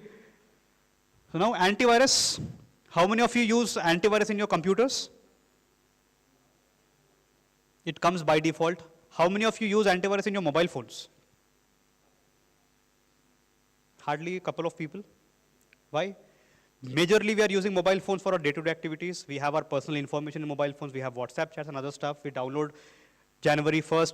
Everybody keep on sending photographs, images and other stuff. We download it knowingly or unknowingly. Right? So it could also have malware. So we should also ensure that our mobile phones are also secure. iPhone is secure. iPhone is secure, sir. Okay. So the people who are using iPhone are comparatively secure because Android gives you a lot of flexibility to manipulate or change so many things. iPhone says कि ये phone है, use कीजिए. You cannot modify so many things in iPhone. That is the reason why it has taken security on their own part. Android, on the other hand, has given you a lot of options wherein I can change so many options which also might compromise the security of the device. That way, iPhone is secure. No doubt in that. Okay? Fine. So, now, how do I ensure the security of my mobile phone? I'm not talking about antivirus. Antiviruses don't serve any purpose in mobile phones, first of all. Second thing is, you are supposed to use something called Blockada. Have you heard about it? Blockada. Blockada. is the application which is a very good security suite for your mobile phone. It is available for iPhone as well as Android devices. Okay, I don't think I've added it in my slide here. Okay, so Blocada is one particular mobile application which can be installed in your mobile phone. It will take care of, for example, if you're opening a document which might have some malware, it will prevent access to that malware. It will prevent access of the malware to your document and other stuff. So Blocada is a very good application which will ensure whatever browser you're using, it is not browser specific, it is your mobile specific. Whatever app you're opening in your mobile phone, third party app, fourth party app, whatever you're opening, it will ensure that you do not get these malicious links or photographs whenever you're browsing something. That is one thing. Also one advantage is it will also block ads in your games or your YouTube videos. Okay. Now, other part is pen drive everybody uses, right? Your pen drive will have your information, confidential information, your data if you want to write something about your this particular agency, right? This association. If you are supposed to write or save some information which is very confidential in nature, maybe it has your bank account numbers and other stuff. Imagine somehow you lose the pen drive. What can go wrong? We are not concerned about the price of pen drive. A 4 GB pen drive may be 200 rupees, but the data in it is much more than that. Right? So if you lose your pen drive, how do I ensure that your data is not compromised? Yes, any other way? Wherein if I lose my laptop or my pen drive, I should not be concerned that somebody will take my data from my pen drive or from my laptop. If my laptop is gone, that will just be a loss of property for me, not loss of the information in that particular thing. Person anyway can use it, my laptop, for formatting and other stuff. Pen drive also you can use, but I should ensure that my pen drive should not be compromised in the context of data. The data which I have in my computer, in my pen drive, should not be compromised or should not be falling in the wrong hands. For that matter, you can use, I'll come to it also, but before that, this I had to add it in my slide here, because every agency, every association, every place in the country has a printer or a Xerox machine, for that matter. But if you see that, they have hard disks into it. Have you noticed that? So you also might be using a very big Xerox machine in your association. Day in, day out, you keep on scanning a lot of documents, taking a lot of Xerox or copies, right? So once you give this machine to servicing, generally we forget that it also has a hard disk, around 40 GB in size. We tend to forget of removing the hard disk while giving it for service. So what can go wrong is whatever you have scanned, the entire history with the documents will be stored onto your hard disk. So it goes out to a technician, the technician will connect the hard disk from his computer, he or she will copy the entire data of your hard disk. That is how the data is compromised. So one secure mechanism is you can simply try to remove your hard disk before sending it to service. Okay? Then you have a feature called BitLocker. If you are using, everybody using Windows or somebody using Linux or Mac here? Windows operating system, Microsoft Windows operating system, right? So Microsoft Windows operating system 7 onwards, now the current version is 11. So if you're using Windows 7, 8, 10 or 11, it has a default feature called BitLocker. You simply have to connect your pen drive to the computer, right click on it and select turn on BitLocker, that's it. It will securely encrypt your pen drive. So even if you lose your pen drive, nothing will go wrong. Because the moment you connect your pen drive to a computer, it will ask for a password. You are supposed to give that password. If you do not enter the password, the drive will not be accessible to you.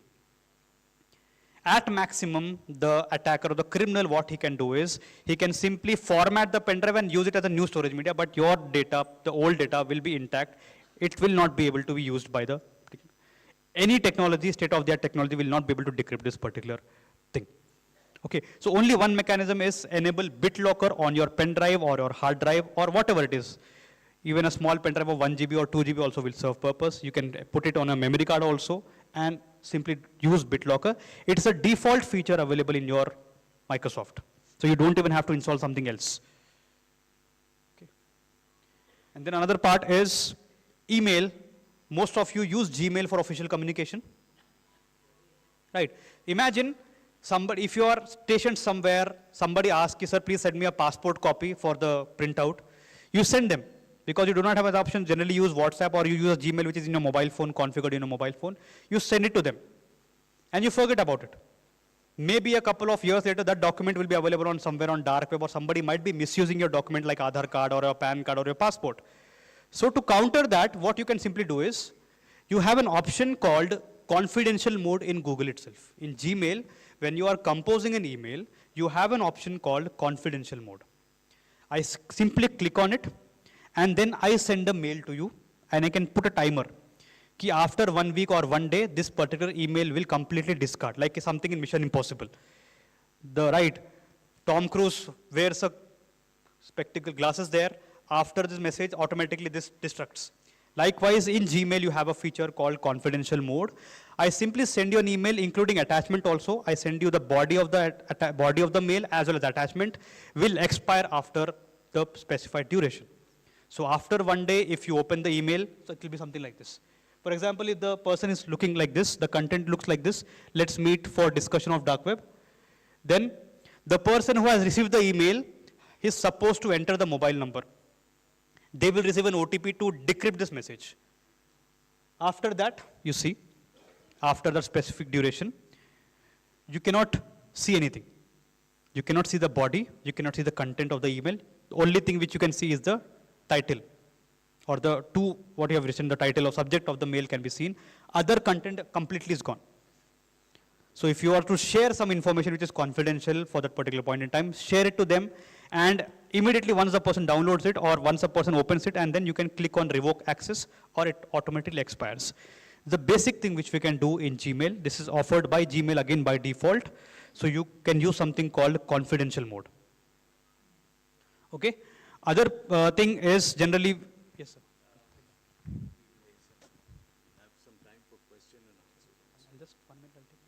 Okay.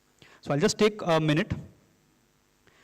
So one thing is, generally it also happens when people ask us, how do I ensure if I have received a file which is malicious or not? Because I started the session with this question, your superior sends you an email and says, this is an attachment, please open this attachment, and your antivirus says it's a malware. Right, imagine I give you a file, imagine my PPT if I'm giving it to you, you say this person comes from academy and he's talking about research and hacking, should I open the document or not? Right, so in that case, you can simply use a tool called VirusTotal. I send you a file, an MP3 file or text file or exe file, whatever file I'm sending it to you, you simply have to upload that file onto a website called virustotal.com. Okay? If you upload the file onto that, this website will tell you whether this file is malicious or not. It checks from 63 different antivirus companies. It tells you this is a malware or not a malware. Even if you get 1 or 2 red flags, that is a malware. Likewise, you have other websites, something like this. Again, these are free websites, Polyswarm, OPSWAT, and Integer. But the generic website is your VirusTotal, which can be used for checking. It is open to any format. Don't think you do not get malware in MP3 files. You also get malware in MP3 file, you get in PDF files also, you get in Excel sheet files as well. So whatever file, if you are skeptical that this person might have sent a malware, please confirm using this particular website called VirusTotal or other websites I have mentioned here. So I think we'll take questions. If any questions you have. Yes, sir. Can we have the lights on, please? Yeah. And please use the mic. They are being circulated. Good afternoon, sir. This is Tulsiram from this side. I have a question. For the past 1 week or so, I have been receiving a call under that number. It is mentioned as Lebanon, which I am not attending so far. I am just seeing and switching off. Okay. Lebanon. That okay. That word is very clear under that number. Okay, it's international number. International number. That 9 starts with +9 something. Okay. Bye. Just like local number, it's appearing, but I have not switched on, but it's showing clearly Lebanon. Okay. Underneath that number. So basically, so that is actually the first thing I've discussed about digital arrest. So generally, they call you from these numbers only. Mostly they come from +92, +1, +44, and even from Indian numbers. They make you a call and they try to scare you first. So basically, it's like killer ratio. They call 1,000 people a day. Even 2 people pick the call, they are millionaires in that one particular day. So that is one thing I will ensure you, sir. I think even recently, the Department of Telecommunication has also started an initiative wherein even if you do not have Truecaller in your phone, it automatically detects that the phone call is a spam or a scammer's call. Automatically you get an alert. If you're using, I think they have implemented that in Airtel and Jio as well.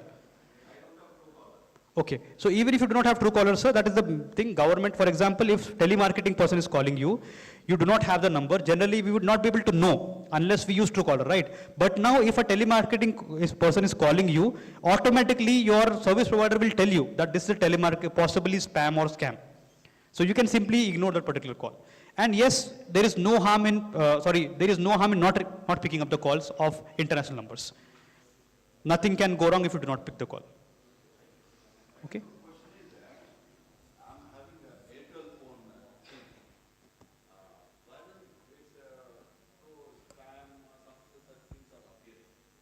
Sir. Yes.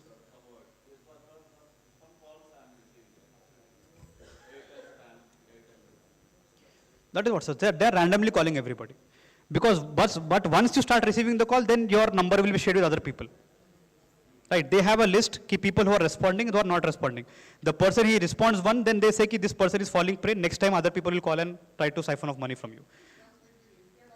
Should not be lifted, sir. Sir, sometimes what happens is even if you order something on Swiggy or Zomato, sometimes it might show suspected spam. So you don't have to worry about it. You can reject if you want, or if you're anticipating that you are going to receive an order in 5 minutes, if you get a call, then you can receive. Otherwise, there is no harm in not receiving the call. Yes. That means, sir, one thing happened is maybe some person who has saved your contact has taken some personal loan using those loan shark applications. That way, their contact list has been available with attacker. So now they are calling you, either informing you that the other person in your contact has taken loan, or maybe they are finding you as a potential next person to take loan. You did not pick the call. You can block it if you want. No harm in that. Yes, sir. Sir, a basic question. Now, with so much of frauds happening, and without strengthening the mechanism of safeguard from banks or payment sites, why is that government pushing for too much of digitalization? Knowing very well that so much frauds are happening, why is that we are being pressured and forced into too much of digital payments? Sir. Now, is it possible that the banks or wherever, I think they should have some identification mechanism, the money is going to transfer to some other account in some other country, and warn the customer saying that you are going to pay amount to some other money in some other country. Is that possible that that type of safeguard mechanism is available in banks? Sir, it might be, sir, but it might not be on the priority of the banks. Every agency have their own priorities. Banks have their own priorities. So we are not sure about what is their priority and what is the government's priority and what is the police priority. Everybody have their own priorities. Then another question, sir, wherever I go for any purchase, supermarket, some exhibition, then they say, fill up this form, there is a lottery. Now, I don't know why these things should be allowed. You know, no, the moment you fill up, even when you go to the supermarket, they ask for your mobile number. Sir. They ask for your email account. Now, why should they not be penalized for asking all these things which are not required to? Sir, they are not forcing you. They are not forcing you. They are not forcing. But then the moment you might go to the supermarket, they ask what is your mobile number or email. We give it. I mean, we are not that conscious that the supermarket fellow will sell or will give this information to somebody else. These type of mechanisms, why is that government is not able to build up? Sir, because it is like, see, they have other motive behind that. First thing is, marketing tactic is this, that imagine I go to a supermarket, if they have my mobile number or name, they have statistics that how many people are in this area who come to this particular thing. Or imagine next time a market opens a new branch, they inform me because I became their member. I am generally visiting this particular supermarket frequently, a month. So they say, okay, when they open a new supermarket in a different area, they think that I am a potential customer for them. They inform me. That is one ethical use of that, but there are multiple illegal ways of this. They scrape your data, they call you and share this information with other people. That is one thing. I have got just one question, sir. Just one Marketing, but I think they are actually selling our data. In the guise of supermarkets giving this discount scheme for membership, they take your number, they give you some points, which is peanuts, and the number is sold. So let us be very clear. And as he said, you are not obliged to share it. They lure you into giving it. I think we should be worried, especially as senior citizens, because these discount schemes are hardly worth the information we are sharing with. Okay, sir, I have got one question. Sir. That so many hackings are there. How do you catch up scamsters? And if you catch, what is the punishment? Because we don't find any punishment news in the paper. And Indian, that is, judicial rules are also not clear-cut about this function.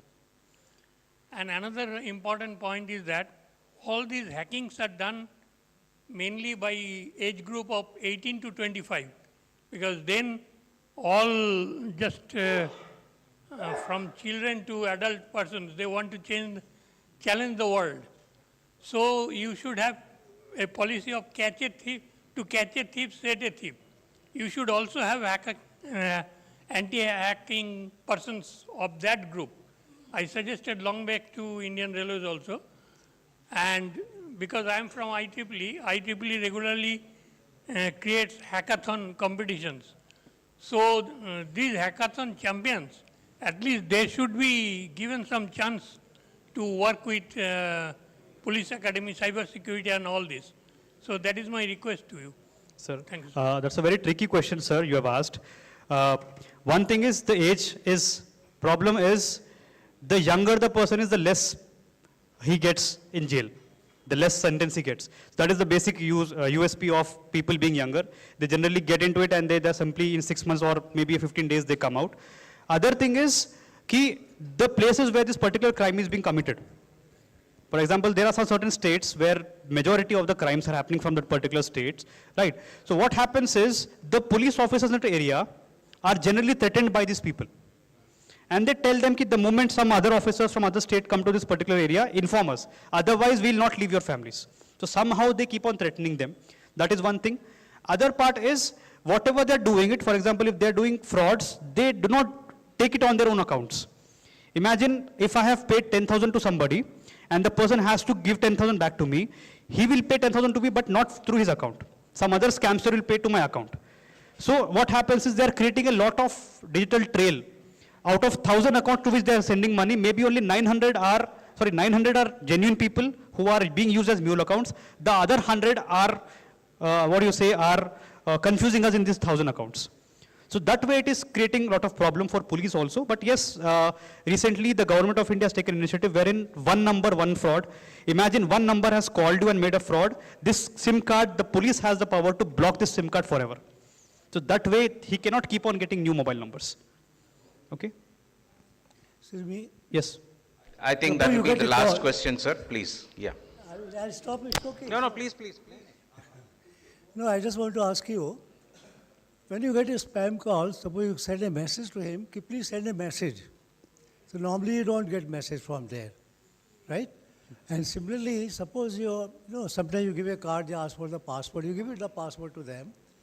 So to what extent they can do, whatever money you're having in that bank account, that much only can go maximum. Yes. Right?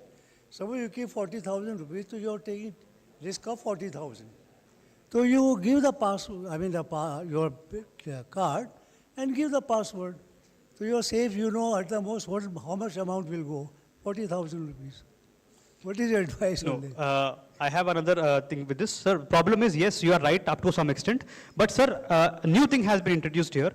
Some accounts of State Bank of India have a loan, and specifically for the retired officers. They have an option to take loan without any collateral. So some are allowed up to 4 lakhs, some are allowed up to 10 lakh rupees. So what these hackers are doing is, they are compromising your bank account, they are applying for that particular loan, and you get 4 lakh rupees. Now imagine you are having 40,000 rupees in an account and you get a message 4 lakh have been withdrawn. You would think it is a fake message. But once you go and check the statement, you say, okay, 4 lakh rupees have been gone from your account. So that is being also done. So that way, even sharing is not allowed. Okay. Can we have it over lunch? Please, no, we'll have it over lunch. I see a lot of people getting restless. Go ahead, okay, make it short, please. Sir.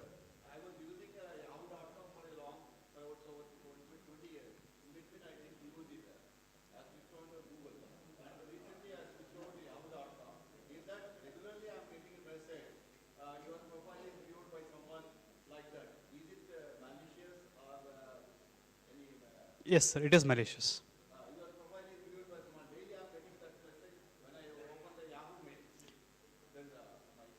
Sir, the reason behind that is Yahoo was very superior to Google Mail, right? So your email ID is very old, so that your database of your email ID has been circulated to the entire world.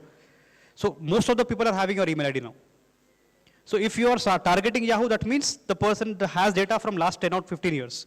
So that way you are getting a lot of mails. You can simply apply a filter in Yahoo. So you can have an option called filter, apply filter to such messages. So you will never receive such mails from these particular senders or that particular topic. That is one way to counter it, sir.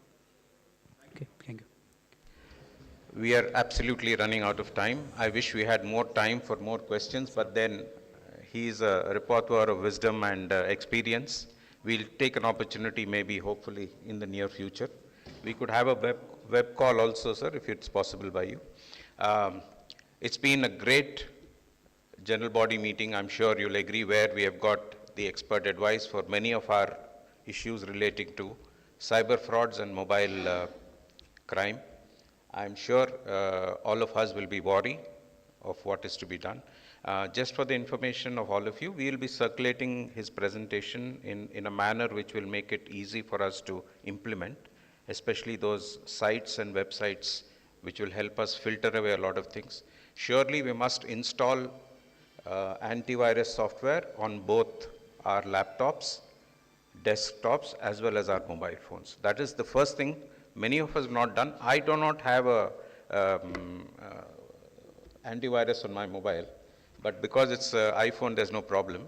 But otherwise, in other phones, I think we must take care. So it's been very nice of you to spend time with us today. Thank you very much. As a token of our affection and love for your presence, I would request you.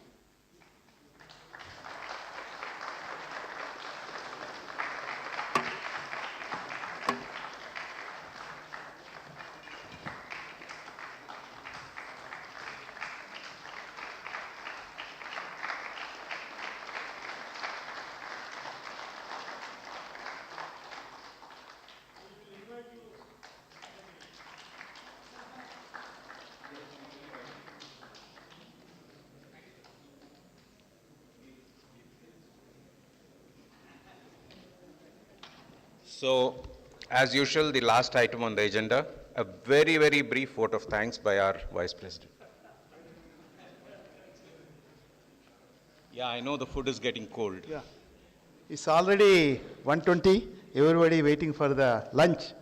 And it is a customary to have a vote of thanks also, like Purohita in the marriage. Vote of thanks is also should be there for at the end. So, respected seniors, colleagues, and I'm thanking each and everyone who participated in this August meeting. And thank you to all for making it a great success.